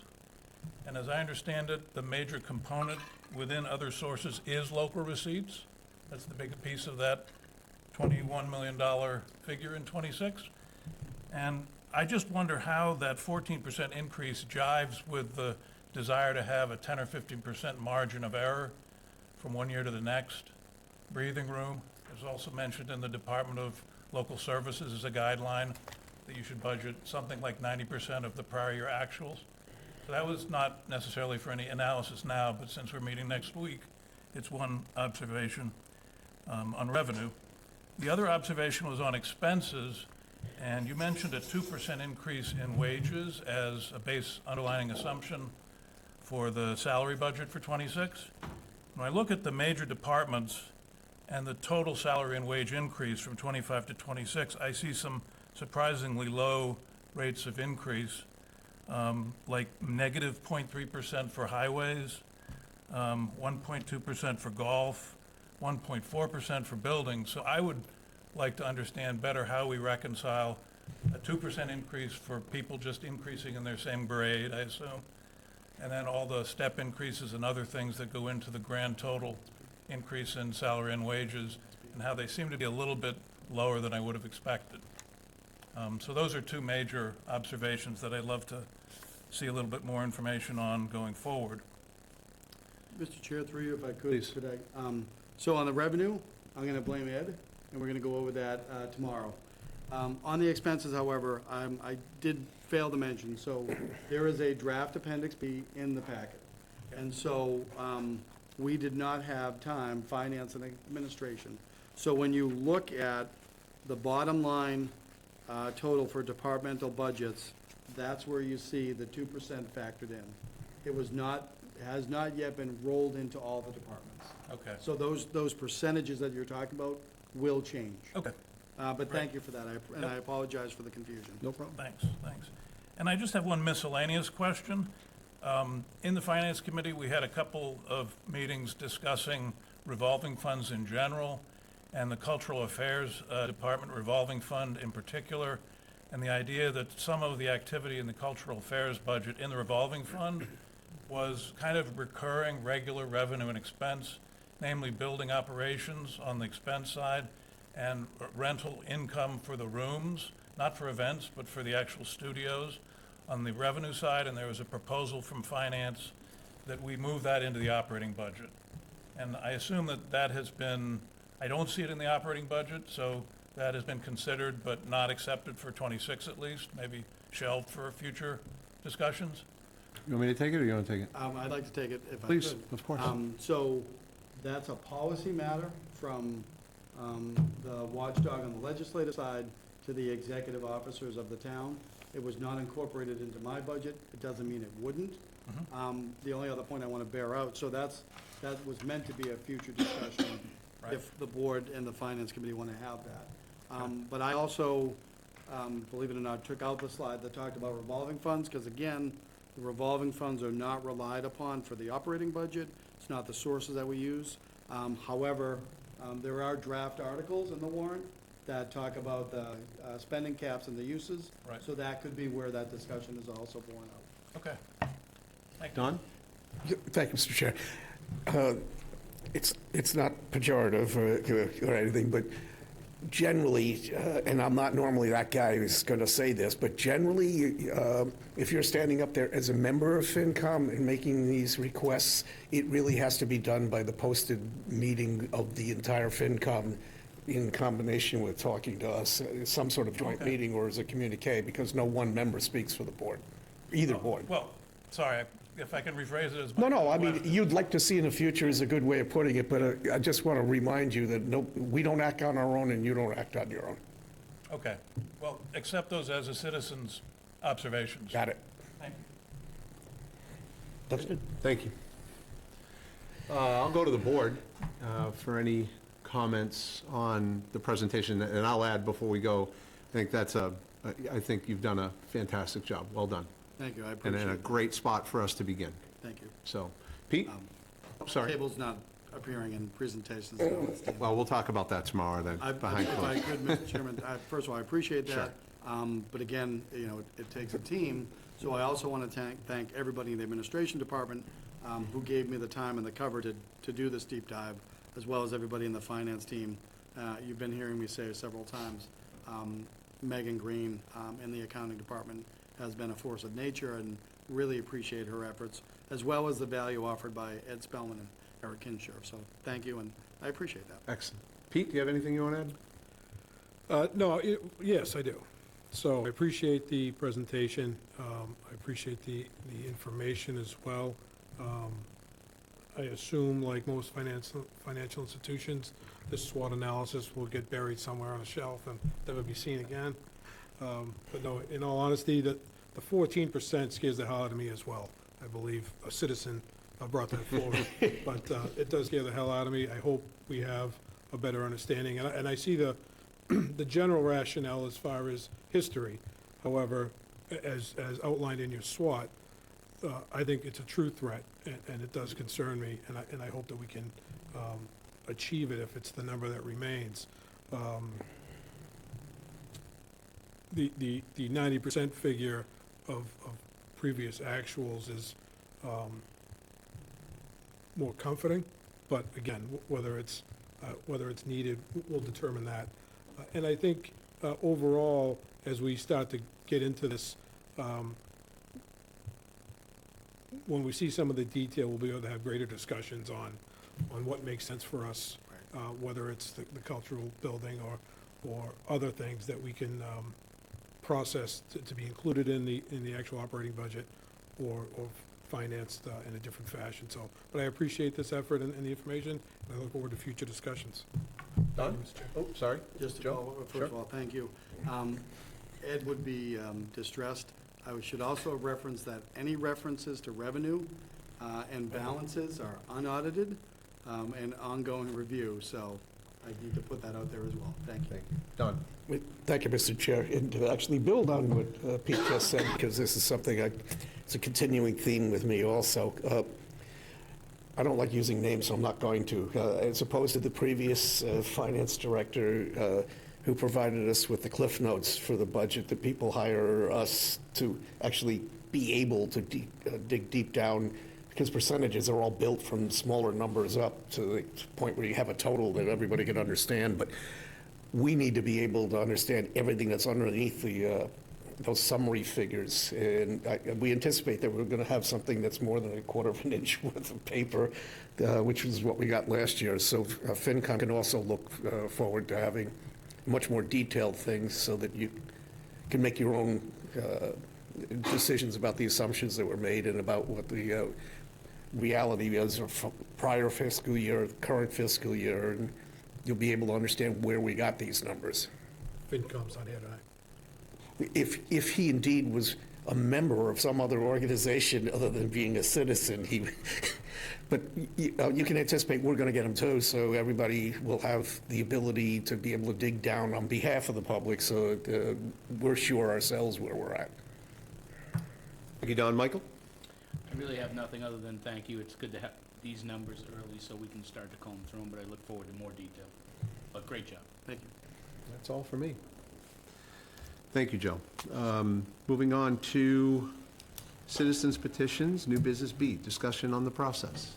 I'd like to have Emily Mitchell come up if she wouldn't mind. And Emily, I'll begin if I could. Only, I asked you to present tonight as just an overview for the public to get a good understanding as we're getting into citizens petition times, what goes into it, where the edges are and the guardrails, and I think I'll stop there and let you do your thing. Sure. Thank you. Emily Mitchell, Town Clerk. Thank you for having me this evening. I did prepare a memo, no slides, no charts. My apologies. Just kind Well, of. they may not have worked. I know, I'm feeling safer by the moment.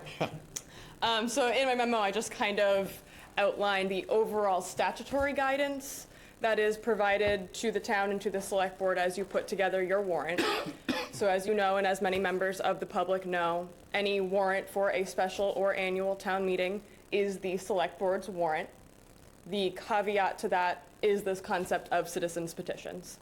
So state statute carves out a right where voters in a community can petition the select board to have a particular topic included on the warrant.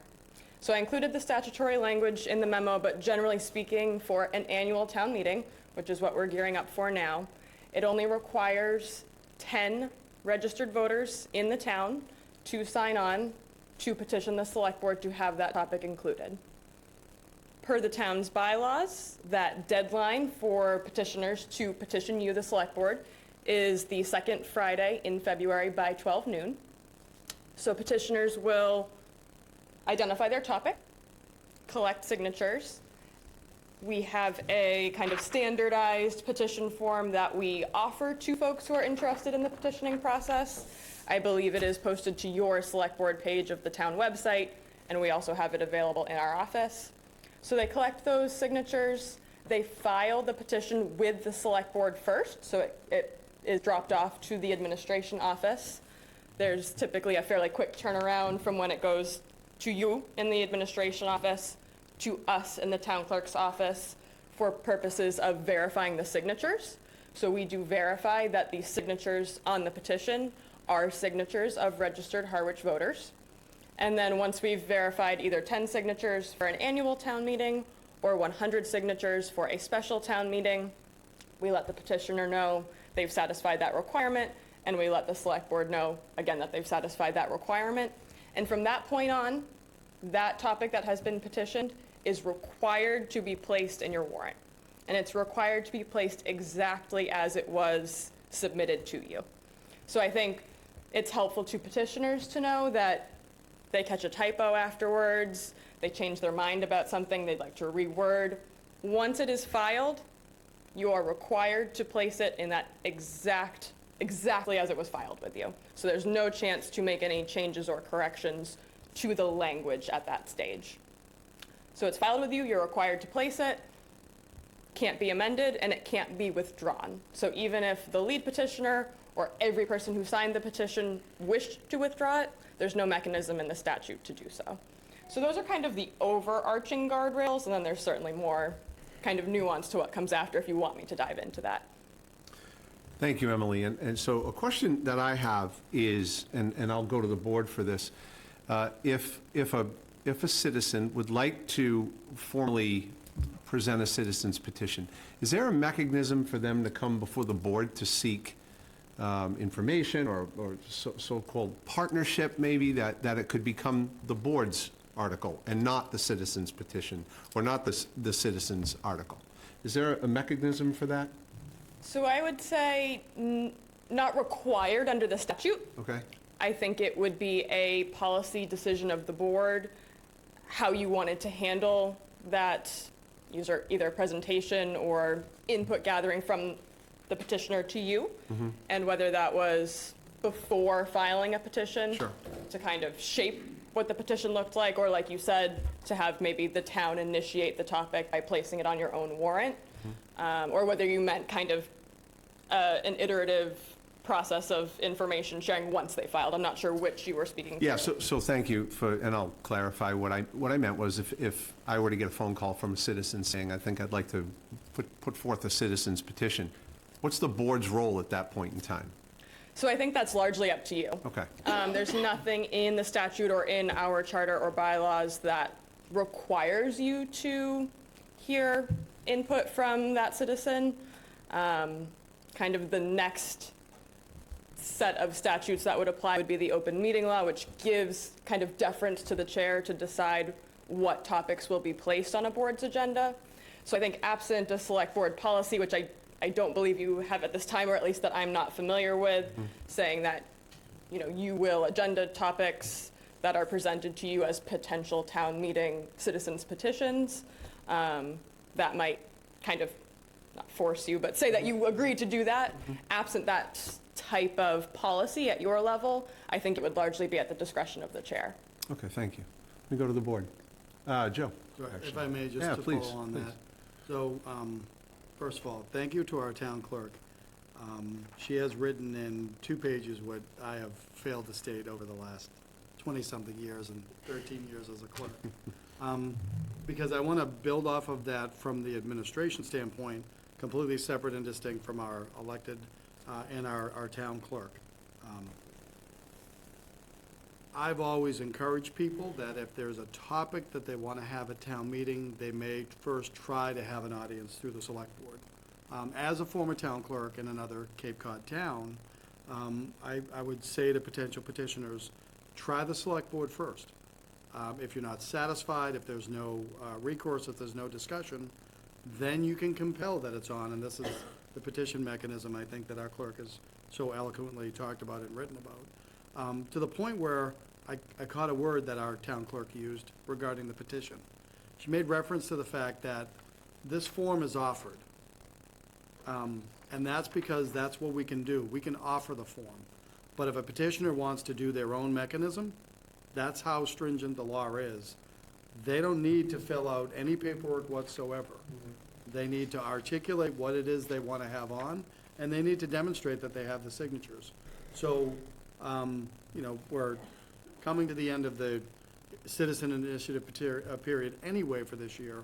But I think generally speaking, it would benefit all parties if we had the understanding that first, anyone can seek an audience with the board and through the board to talk about it. And again, if they're not satisfied, Massachusetts Constitution gives them the right to petition. Because I think what our clerk has articulated, and I know I've been frustrated and petitioners have been frustrated, is, so you've heard, once that document comes in, when I create the warrant, I'm writing it verbatim and trying to capture exactly how it is as it was presented, which sometimes may not be electronically. It may be a hard copy document. And in fact, one town, we were dealing with coffee stains and trying to read through it, but not changing the words. And that means when it gets duplicated, if you will, it gets duplicated warts and all, it gets duplicated with extraneous, whatever was presented is what has to go before the town meeting. Not because the town clerk doesn't want to help, or the administrator or the board, but that's the process under the Mass Constitution, if I've said that right. Thank you, and I hope that sort of answers. Yeah, that certainly We have an does. open door policy, if you will, to have the conversation, but they're always going to have the right to compel for a topic to be on. Thank you. Michael, you want to add anything? Kind of separate, but the same. Any initiatives that you're aware of that anyone's tried to do to increase the amount of signatures needed on a petition, and then the amount of times a petition can be heard and lost, and then continue to be brought back every year? In my opinion, reducing the numbers that come to town meeting because of conversations that last this long on the same topic. No initiative I'm aware of. I do believe these particular numbers have been entrenched in the statute for a long time, and I'm not aware of any particular effort to change or increase them. Similar to the 10% shy list number made up in the 60s. Thank you. Thank you, Michael. Don? I'll let you follow that one. I feel like we've gone off the shoulder of the road a little bit. I'm not going to make any friends possibly up here or even in the audience if there were members of the Finance Committee there. The two-parter is, let's start with the more restrictive one. If it goes into a special, whereas with the 10 signatures, you're in. I mean, if it has a cost associated with it in a special, the Finance Committee can actually take it off ultimately in a special, because they have the right to cost it out if it has money involved in it. In an annual, they don't. Well, nobody does. That's the first thing. The second thing is, and nobody's mentioned this, yeah, they could come in here and talk to us, and this is the part that you guys aren't going to like. But the dates for, the expiration dates for things to happen don't coincide. The people who wanted to do the petition article have to have it in about a couple of weeks, basically, by the second Friday. We don't close our warrant until later, so if somebody allowed the select board to do it, conceivably, the select board can take its own article off without any ramifications. If it goes to the petition, they can't. So that's a big divide. People have to make up their minds whether they feel one way or the other about that. That's just the fact. There's two different deadlines. Absolutely. Pete? I am so good on this subject. Yeah, I thought think it's so. perfect. Thank I you got that very much for feeling. your time. And I'll just add, Emily, before you go, it is the petitioner's responsibility to do the public engagement, right? Yes. Okay. I did, if you'll allow me, just to mention one other thing I got into in the second page of my memo. I kind of outlined the process. So once it's filed and the signatures are certified and it's presented to you, you're compelled to place it. I did then kind of go through the life cycle of that petitioned article from the moment it's filed and placed to when it is voted upon at town meeting and potentially enacted.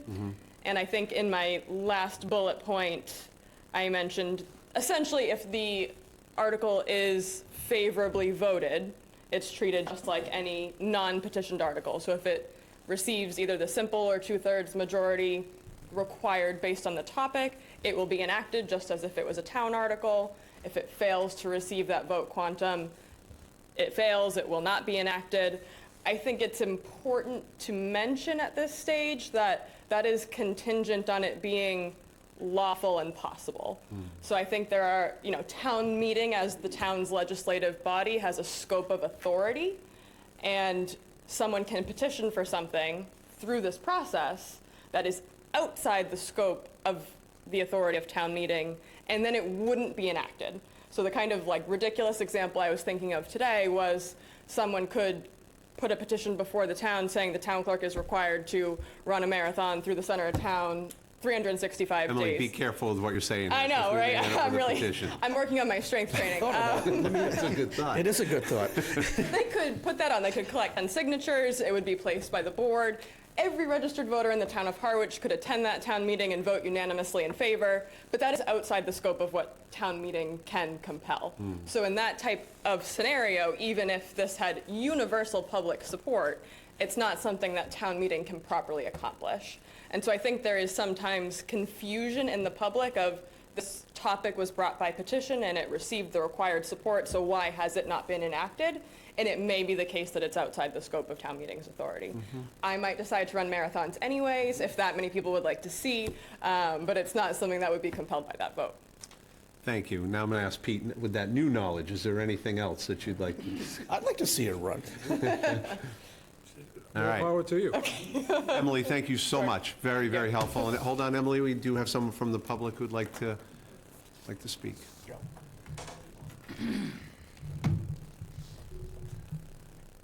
Good evening. Patrick Otten, East Harwich. As you know, I'm again submitting citizens petitions. So would the board like to consider on your agenda for Monday, looking at a potential petition that you would like to take on? I would love you to email me. I'm doing agenda prep on Wednesday afternoon, so if you'd like to email me, I'd love to see it. All right.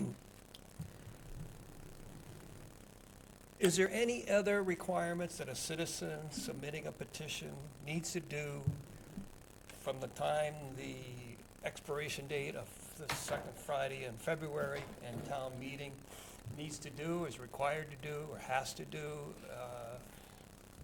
to carry the petition forward? Through you, Mr. Chair. Please. Nothing that you are required to do.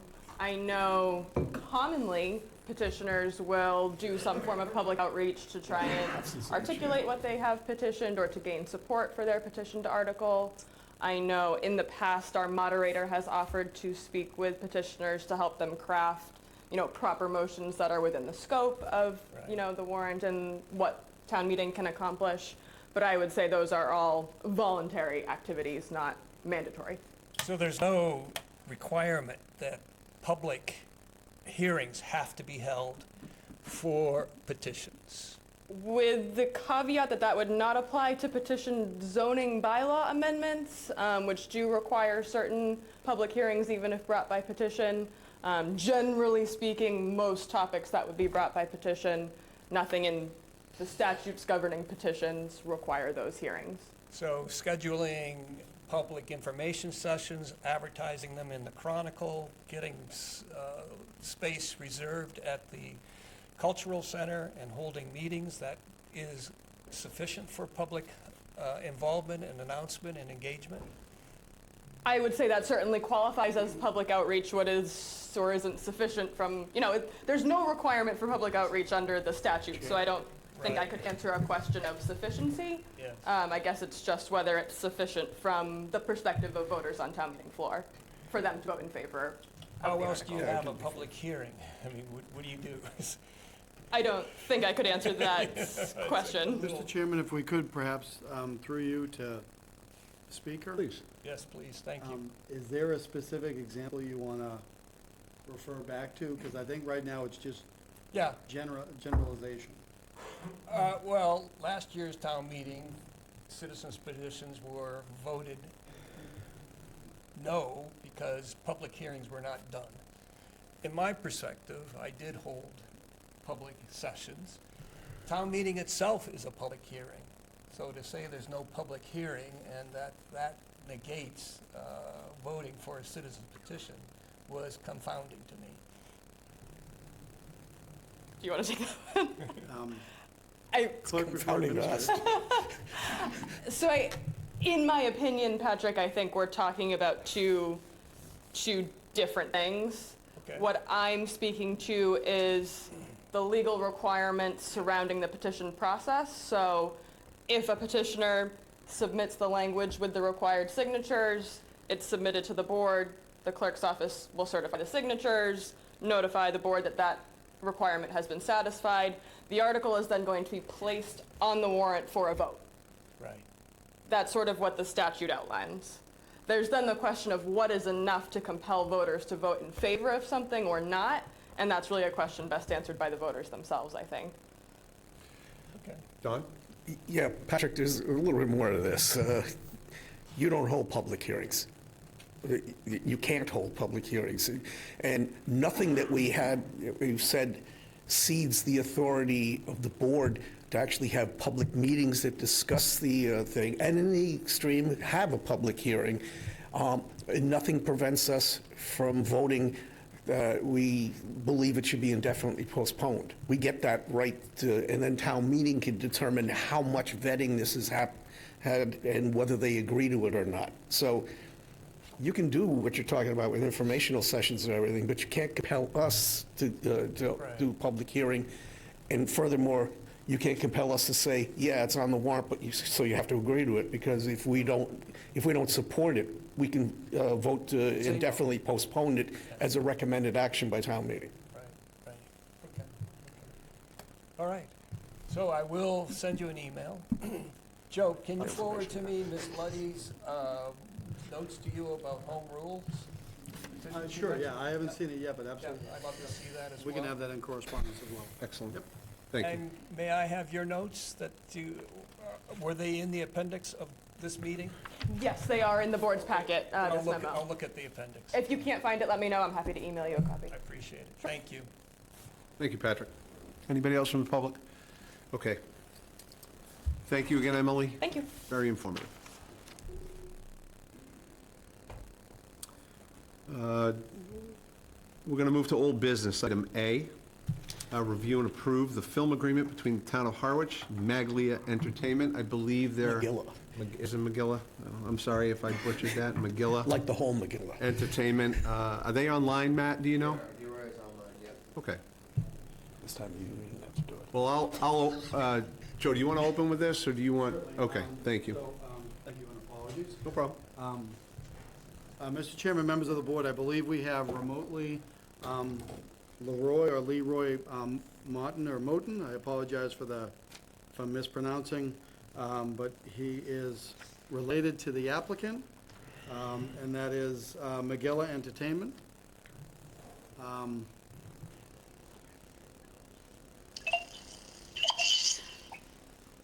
Hello, hey everybody. My name is Leroy, and I am the field coordinator at Magilla Entertainment. How is everybody doing? We're good. Thank you for being here. Leroy, could you just You're welcome. say your last name again for the record, please? Moten. Thank you. So, thank you. We do have the spelling. So, Mr. Chairman, members of the board, you were going to discuss this matter last week. I think Mr. Moten was not available at the time it came up. You have information, I think, in your packet, including a draft film location agreement. I think then it's just whatever questions or comments and concerns the board has versus whatever Mr. Moten can present for your consideration. Excellent, thank you, Joe. Mr. Moten, is there anything you'd like to say before I turn it over to the board? I know we have your updated, an email that gives us a little bit more information than what we had last week. But is there anything you'd like to add before I turn it over to the board's questions? Yes, I also want to add that we have one of the producers for this show who is attending the meeting as well. Her name is Amaka, and she is attending as well. Great, thank you. Is there anything else? So yeah, we are looking to shoot in the next couple of weeks, or honestly in the next week or so. And Amaka can jump in as well on this. And our crew size, yes, Amaka, can you hear me? Yes. Hi. Am I able to add in here? Yes, just one at a time, please. Okay. You guys can pick. Hi. Sorry about that. Hello, all. Really glad that we're able to speak for you guys. Amaka, excuse me. Would you just state your full name for the record, please? Yes. Amaka Ikiocha. Last name is Ekeocha. Excellent, thank you. And now you may continue. Of course. Yeah, I'm glad we're able to sit in on the meeting so we can kind of share more information or answer any questions. Yeah, since the last submission that we made for the application, we have dates pending, but we essentially wanted to wait and see about a board approval before we set about, setting up new shoot dates for the episode that we're working on. It's essentially an ongoing process because the show is a renovation show. So we kind of go back every few weeks, every few days really or so, about almost once to 2 weeks, we're going back for capturing the renovation process as it's ongoing. So at any point we can kind of schedule in to come back and shoot this additional footage of the beach that we were hoping to set up. So when it comes to actual shoot dates, we don't have anything locked in for certain. But once we know board approval, we can kind of make it more official the next time we head out there to that area. Okay, thank you. Anything else you want to add before I turn it over to the board for questions? Nope, that's it. Okay. Thank you. And did I hear one of you say that you would expect to shoot in the near future, like in February? Is that what I'm hearing? Yeah, Leroy had mentioned we were considering maybe 1 to 2 weeks from now, we would schedule a shoot where we would also get this footage that we were hoping to obtain per approval by you guys. Okay. So yeah, that's the aim, if we can. Sure, and our hope is, our hope is to get as much information from you and Leroy as possible so that we can hopefully make this happen for you, but I'm sure the board's going to have some questions just to gain some more clarity. So I'll turn it over to the board. Michael? It's my only question is why we still have an Appendix A that's blank. No location. I can totally understand the need to come back and forth, but you can simply do that by saying sometime between February 5th and February 28th at such and such a location and not have a time, but at least we would have some information. But I continue week after week to look at a blank piece of paper, and that's not notifying the public of anything. The only other thing I would just throw out there is I'm not picking the amount since Pete questioned my last amount, so I'm going to defer to Pete on that. Okay. Amaka, do you want to speak to the location? I see in the email you've got 2 locations in mind, which is Red River Beach and Bank Street Beach, but I certainly don't want to speak for you. Yeah, we were hoping to get approval to film at Bank Street Beach, Red River Beach, either one that would be acceptable to letting us shoot the B-roll footage that we need. Okay. Sorry about that? No, okay, thank you. Yeah, so either one, honestly, we're open to, depending on what the board approves and allows us to do. Yeah, that was our goal, but one of those 2 was the option we were hoping for. Don? Thank you, Mr. Chair. Amaka, or I guess it goes to you. Mine's going to be a different question than Pete's. I'm more interested in protecting the brand, of our own brand. In terms of what this is would this be analogous to something that would be like on HGTV or like a Bob Vila show, This Old House or whatever? I just need to hear that from you because once we give an agreement, you're pretty much out there doing what you're doing, and I just want to make sure it is what you're saying it is. Yes, actually, yeah, you definitely referenced shows that we shared the same network with for some time. Our show, Beachfront Bargain Hunt Renovation, for a number of years aired on the HGTV channel. We're a real estate, family-friendly house hunting show.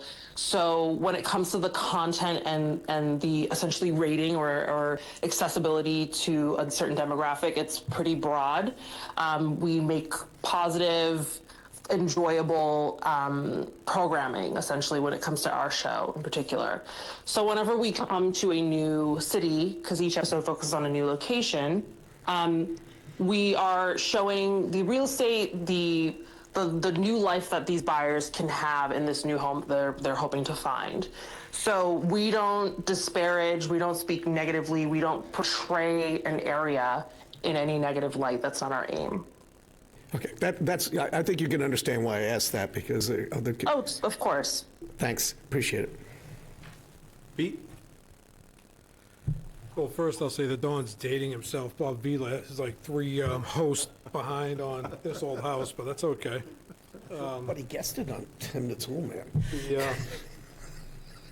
Mike, I think the Selectman McCaskill mentioned, as far as the lack of detail, and I think he brought that up, and he excused himself for a minute, but because this is somewhat backwards for us, right? The applicant comes forward with all the details, and then we decide if we approve or not approve. So the fact that we don't have a date or a specific location is what the concern is.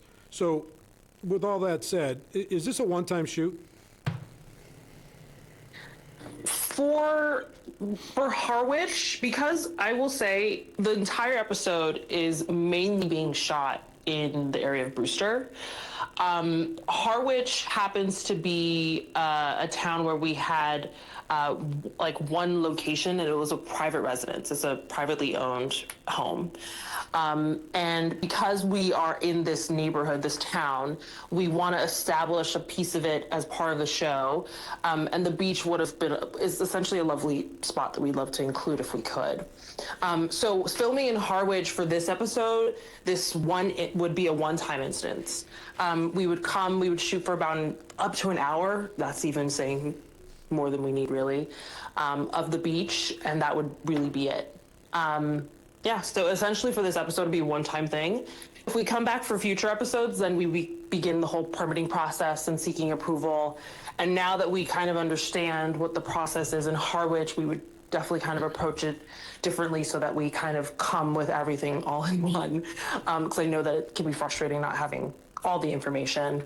But because we're a renovation show, we shoot the episode in pieces, if that makes sense. We shoot part of it the first go around, we shoot the first 3 days, and we come back anytime there's new updates in the renovation. So because we never know what stage in the renovation we're going to want to fly out a crew, we never have concrete dates until maybe a couple days before we actually have to go out there.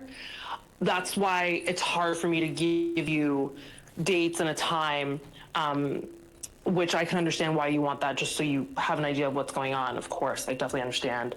But that's also on our end why we haven't been able to give you dates like we would have wanted to. Understood. Appreciate that. And I notice you're calling it B-roll filming. You may get more support Yes. for A-roll filming. That's back. B-roll. Yes, No, that's it. I'm There you go. kidding. B-roll. Sorry, I sometimes use the that's shorthand, and I forget finance. that I should be more explain more on that. But yes, B-roll is background footage. So think of when you've watched an episode of television where you see like a wide shot of like a park and people are maybe just walking through, completely just going about their day, and the camera is just kind of like hidden somewhere and no one sees it. That's kind of what B-roll footage is. You're getting shots of just what's in frame. It doesn't need to be someone facing camera talking. There's no line of dialogue being expressed. It's like basically footage to establish a place. Understood. Thank you for that. No further questions from me, Mr. Chair. Thank you, Pete. So I have just a few questions. Amaka, have you reached out to our Chamber of Commerce, Cindy Williams? I don't believe so. Part of the reason why I also have Leroy joining us is because he was reaching out directly to a few of the local personnel and the people in the office that we need to reach out to. So I'm pretty sure he can confirm as well, but I don't believe we reached out to the Chamber of Commerce. Leroy, did you speak to someone in that office? No, I did not speak Okay. to anybody at Chamber of Commerce. And that's fine. I'm certainly not telling you you should reach out to Cindy Williams at the Chamber, but she's an incredible resource, and she typically has her hand in things like this. Second question is, you had mentioned that the house that you're working on for this piece is in Brewster, but you would prefer to use one of our beaches. Clearly, they are superior beaches. I would agree with you. Will there be any recognition on the TV programming that states that they're not in Brewster and that they're in Harwich, maybe at Bank Street Beach or Red River Beach? I'm going down the line of branding here. That we have the better beaches, is what We you're have the saying. better beaches. We Yeah. do. So would there be any, would there be any information given about the beach? Likely what's going to happen, and you echo something we thought ourselves, no offense to Brewster, but we were like, oh, this beach looks really lovely, we should include this one. So we are, usually when we're editing the episode, we get all the footage that we need because we often overlay narrative dialogue from our voiceover artist, or we'll overlay dialogue that's spoken by the buyers about a place, and then we'll show footage in reference to that place. Okay. So that's often what will be done to couple it so people have an idea of like, oh, that's in Harwich, when like as she's talking about a property that she went to go see. That's usually how we'll present it. There wouldn't be like sometimes you'll see like a text box on a screen that's like tells you like town sure. A in state B, you know? Okay. But usually with our show, the dialogue will kind of illustrate and match up with the image that you'll see. Okay. So no picture of the select board on the beach is what we're saying here, right?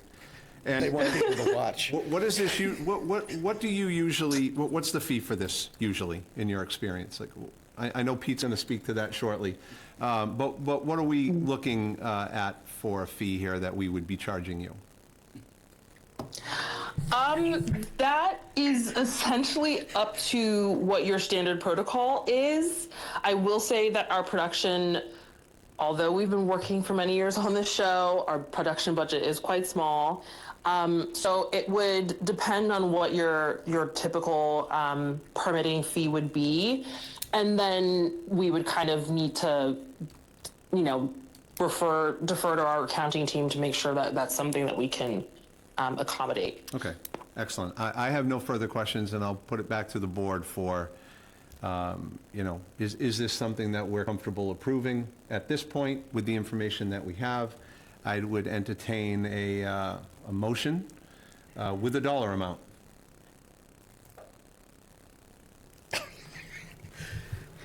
At this point. So there's one number if Pete gets cast in the show, and there's a different number if he doesn't. Well, I think the last one was $100,000. I'll make a motion to approve the film agreement between the town of Harwich and McGill Entertainment to shoot at either Red River what was the other location? Bank Street. Bank Street. Bank Street Beach, between now and February 23, 2025, for the handsome sum of $250. Motion. Do we have a second? Second. We have a second. Mr. Powers? Do you want the dates to also have a time frame of operating hours? In daylight hours. Are we going to include the hours for shooting to be daylight hours? 9 AM to 5 PM? I'm just thinking of public safety. Well, yeah, absolutely. Amaka, when do you expect that, time-wise, that you would be shooting this beat? You're exactly right. We prefer to shoot all of our footage during the daylight hours, so we wouldn't go anything before sunrise or after sunset. Okay, great. That was included in your motion, Pete? Actually, between the hours of 8 AM and 5 PM. Thank you. And that was in your second, Don? I would have gone to 6, but Okay, we're just trying to get through this. that's fine. Okay? I'm good. Just let the record show that Pete said $250. Yes, we'll make sure that's on there. Is there any further discussion? Mercifully not. All in favor? Aye. 4-0, Joe. So there you have it, Amaka and Leroy, $250 for your B-roll footage. Thank you so much. All right, administration will Appreciate help it. you. We take Venmo, don't we? Nothing. All right. Say goodbye. Goodbye. Thank you for your time. Thank you. Have a good night. Good night. Thank you. All right, old business B, discussion on the schedule for the budget meeting. Joe, do you want to open with this? No? Okay. It was my understanding that this was for the board to contemplate ongoing discussions on the budget as it relates to the board, finance committee, and staff. Exactly. Okay. So my interest in having this on the agenda tonight is to firm up the idea that came up last week, which is to not have a full Saturday meeting and to have certain departments come before us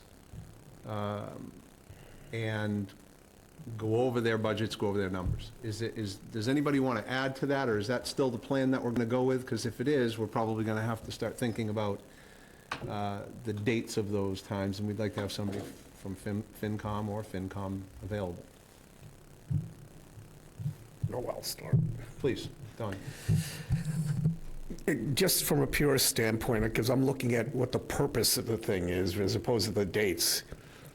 If we are not really, if it doesn't happen by first week of March-ish, there's no point at all, because I mean, pretty much we're all locked in, and within a few weeks, we're going to send something out to get printed. I'm going to interrupt you for a second. You mean the big Saturday full meeting? Yeah, that If kind that doesn't if happen something, before even March. if the constituent elements of that don't get done before the clear. first week of March, there really isn't any kind of purpose to that. So I don't really care. I mean, but if you can incorporate them along the way so that those questions can occur in, say, 3 meetings of ours or something, I'm all in on that. But if it starts spilling into the middle of March, really, what are we doing other than window dressing? Well, that's exactly why I wanted it on the agenda tonight. Pete? Window dressing it is. Michael? I'm completely comfortable with this being on the agenda every week until we close it. I mean, it's just an ongoing process, and to my points last week, the bigger budgets and the budgets with changes, we definitely need to see them, and if FinCom wants to join, FinCom can join. We're going to have charter-required meetings with FinCom. Any questions based on what the town administrator has presented and will present can be asked at that meeting and answered the next week. We can call employees before us if we need to, but the Monday night meetings, in my opinion, is more than enough. If we get to a point where we think we're going to meet with FinCom on a separate date, then we can meet with them on a separate date. But this town administrator presents the Board of Selectmen a budget. We present to FinCom. There will be questions that are raised, and we can answer them on Monday nights without dragging people in for an all-day Saturday event, in my opinion. But then there's no lunch. It was a good line. So do we have an idea of what departments that we would be looking at in the near future? So generally speaking, you would know that Public Works, Police, and Fire, just based on what they do and how many people they have doing it, are gonna be the larger budgets. And this, of course, is all separate and distinct from anybody on education.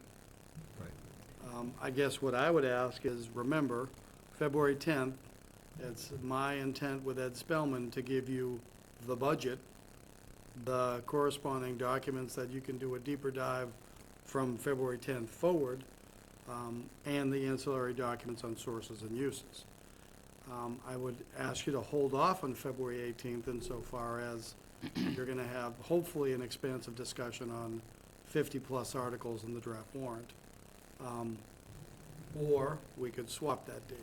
What are you asking us to hold off on, having a department present on the 18th? As early as the 18th, correct. Unless we can swap that out. Again, right now, the budget, officially meeting my obligations under the charter will be next Monday, February 10th. So the charter says you have 2 weeks with or without amendment to get it to Finance Committee. So I thought that's why, when I give it, everyone's going to get it that night to satisfy those requirements. I'm targeting February 18th and right now can hit that target on a draft warrant. If you'd rather have budget discussion items, let's use that on the 18th to start, but one meeting should be dedicated to the 50-plus article warrant. So if you're not doing the warrant on the 18th, do it on the 24th, but if you're doing department budgets on the 18th if available, don't do department budgets on the 24th because you're going to have that time for the warrant. Or do that and just understand it's going to be in-depth. Don? Thank you, Mr. Chair. I mean, it's just my opinion, but I would rather swap them, because the three big departments deserve to be heard, like, when there's a possibility of something changing, if we need it to change. But the warrant, we're not closing it the next week, so if we feel like we want to take something off, like in the second week of March, that's fine. Michael? I'm good. Pete? The only other folks I would potentially include of those that were requesting an enhancement of service, if they want to come before us. I know the board hasn't made a determination. I know your initial budget doesn't include them, but if they want to come before us to give us their thoughts and opinions, then that might be useful. Excellent. Mark, thanks for being here. Thank you. Mark Kelleher, speaking as a citizen. I've found the Saturday meetings to be really invaluable for both the public and for participants and observers. For a lot of people to give up 3 nights to come in and observe those meetings is a real stretch. I know the select board will be here.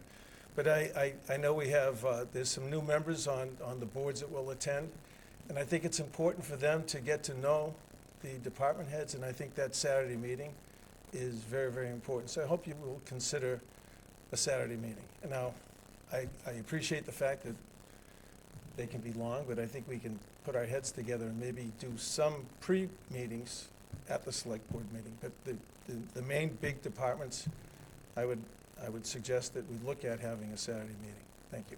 Thank you, Mark. Don? Thank you, Mr. Chair.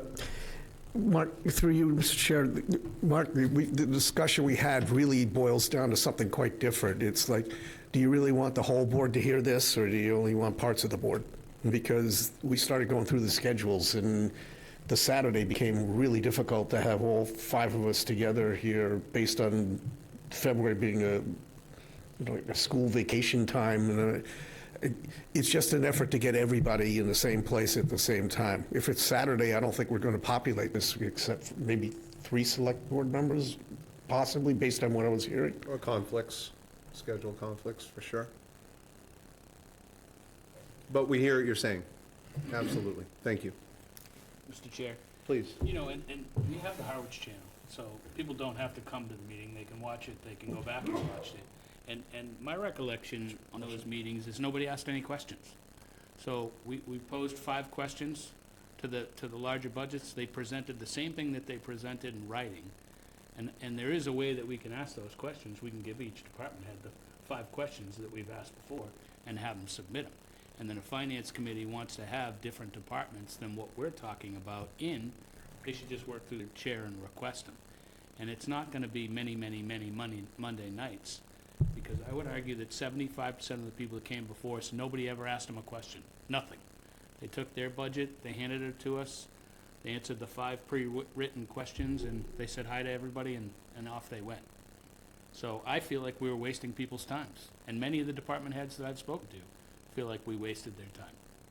So I think Monday nights, and we're not talking about making it a rush through, and if we need an additional meeting because we can't get through it, we have an additional evening meeting. My opinion. Thank you, Michael. That's fine. Okay, so the consensus is to move the 18th from what we were discussing to be the warrant, and that would be the first go-around with DPW and fire and police. Is that, we want to put all 3?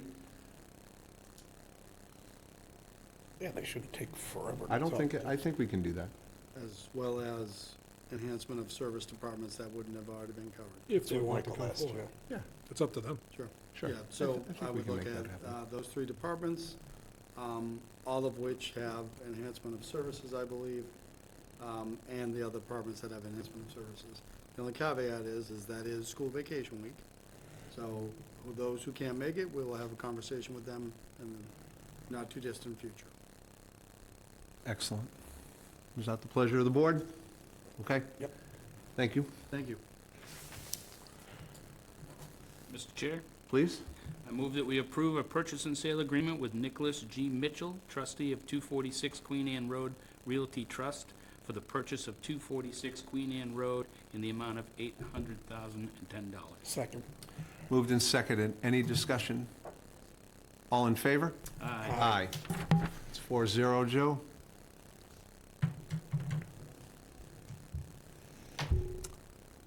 And can I get a motion on B?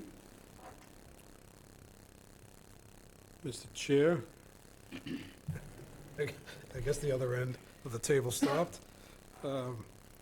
Make a motion to approve or sign, a vote to sign the quitclaim deed with the estate of Lois A. Jones in the town of Harwich to purchase 5 C Street Extension. Second. Moved and seconded. Any discussion? The only thing we should include in there, and I don't have it at my fingertips, is the amount. And it's in settlement for all claims.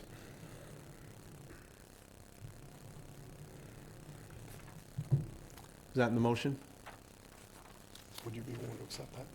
I didn't hear you, Don, I was In looking. settlement of all claims. Yes. It's part of my second. Does anybody have the amount? Is it 1.4? $1,410,000. Part of the motion. Part of the Part of second. the second. Moved and seconded. No more discussion, I don't believe. All in favor? Aye. Aye. Any opposed? 4-0, Joe. Thank you. Thank you. So I'll start this one since I put it back on the agenda.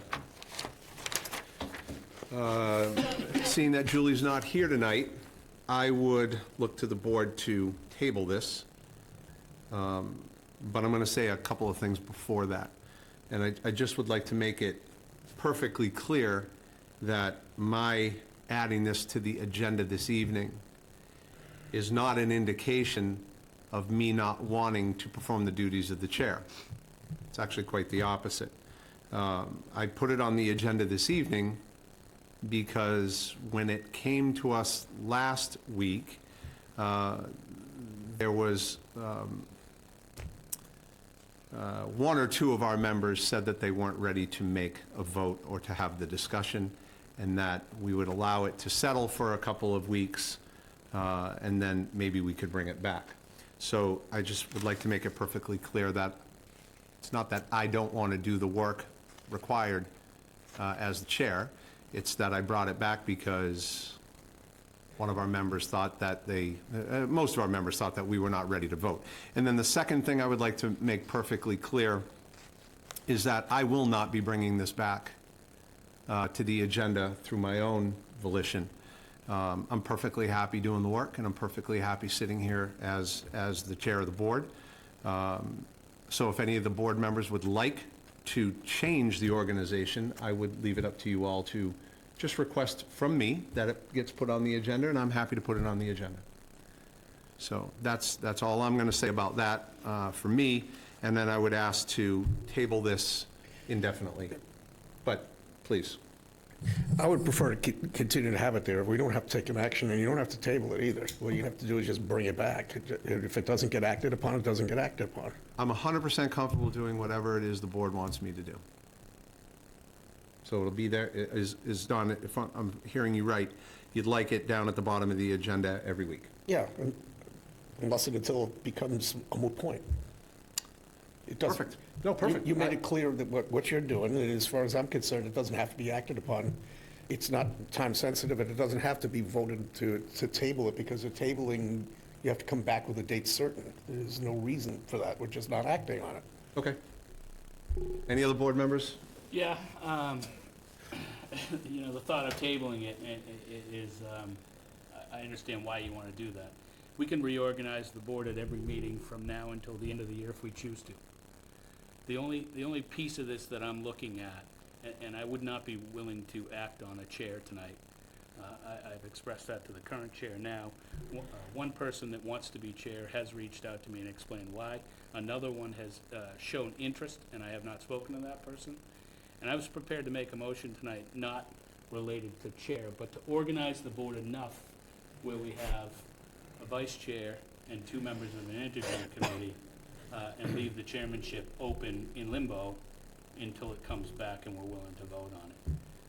I think making a decision tonight to pick a vice chair, temporary, and a clerk and 2 members of the interview committee would fulfill the obligation of the board to have each position filled until we reorganize with a chair.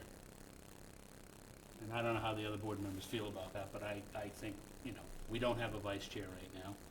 I guess we could go down the line, and the clerk would be the vice chair in the absence of the chair. So you do, but Right. he's filling another role. Right. So why not make a temporary vice chair and a temporary second member of the interview committee, or whatever it may be tonight, with the understanding that they're not permanent. And nothing's permanent, because we can reorganize every week. God forbid. Anything from this side of the table? No, this is painful. Try being me. Yeah, well, thanks. I don't really care how we proceed, to be honest with you. If we want to wait for Julie to be back so she has a voice in what she's going to be potentially nominated for, I'm fine with that, but if we want to move tonight, I'm fine with that as well. Thank you. I personally would rather have all 5 of us here. And as I said, I'm very happy to do whatever's required from this chair, from now until we either reorganize after town meeting or sooner. So it's important for me that the public understands that we're a fully functioning board, and that there's a person who's sitting in the seat who really wants to do the job. That's all I care about, is that the public has the confidence that this board is going to lead them from now through town meeting. That's it. Titles aside, that's really what's most important to me. So I think we can wait until, if it's up to me, I'd wait until Julie was back. Thank you all for your input. I gave you mine. You did. So that's what we'll do. Moving on to town administrator's report. Thank you, Mr. Chairman. Just one contract to make reference to. This is for the police department. So we're relying upon funding under the 2024 annual town meeting, Article 18. The department has purchased 2 new 2024 CF Moto C4600 four-wheel all-terrain vehicle units. And these 2 units will eventually replace the 2006 models that they presently have in rotation. Again, this came out of the 2024 annual town meeting, Article 18, and this particular contract is with HK Power Sports, and the total cost was $15,741. That concludes my report. Thank you, Joe. Select Board members report. We'll start with Michael. So I have no report. I did have a request from a resident, and through you, Chair, and the town administrator, I'd like you to look into it. I love dogs, not everybody does. I've had complaints, and I did bring it up to the last chair, and it didn't go anywhere. I know that there was a discussion had, but not everybody is friendly with dogs, and some people are afraid of dogs and annoyed by dogs walking around in meetings. We did have a complaint after the conservation public hearing the other day about a dog, and I can only imagine that if everybody decided to bring their dogs to the meetings, what the meetings would look like. So would you look into dogs in meetings and what the town policy is? One particular dog wanders, and I think it's a distraction, and it's making several people that might attend meetings uncomfortable. I will look into that. Thank you. Is that it? That's it. Pete? Just real quickly, Joe, if I could to you, and I'm sorry, I meant to email you earlier. Do you know what the balance in that article is or was for those ATVs?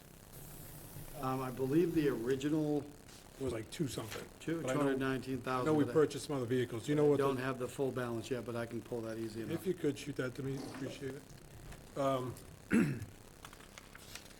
Real quickly to Select Board Member McCaskill, that $250 was for a one-time shoot, not for multiple days. And, I knew you couldn't let it go. Whatever you need to justify. Plus his appearance fee. and the real question I have is, we often see these Comcast/Xfinity notices come in telling us that they're going to increase their rates or change channels or whatever the hell they're going to do. What do we do with those notices? Do we share it with the public in any way, shape, or form? You know, obviously, I've heard some folks complaining because various channels were dropped or not included in their previous package. When we get those mailings, do we put them out on the web anywhere? Or? If we don't, we can. I think it was also the understanding that the same information was going to subscribers, but there's an obligation to tell the town as well, but I'll look Okay, into it. interesting. No, and that very well could be, and as someone who has that service, I can tell you that I don't recall ever seeing it. I'm sure they send it, but it goes, you know, the way of most of the mail. So, thank you. That it, Pete? That's it. Don? Yeah, I'd like to, I don't have a report either, but I just want to be able to double back. We got a response from our animal control officer. Are we still going to hold this meeting? Because, I mean, honest to God, she has said that she wanted some more time to be able to do it. It's not anybody's fault. She just needs a little more time to make the arrangements that we already agreed to. So I asked that question this morning, or this afternoon. So what's your thoughts on that, Joe? I would advise the board to take it under advisement. You can't make a decision this evening because it's not posted. Generally speaking, you have a hearing that's been scheduled, continued over to the date. If nothing else, there would be at least a board member here to continue or to say that it's not going to happen going forward. But the board as a group should not be talking about the outcome of that for Thursday. And that includes whether or not to have it. Thank you. And that was what I was bringing up. Right. Pete? Along those lines, and although we can't talk about that, I will not be available on Thursday, regardless of the outcome. Okay, thank you. And I have nothing.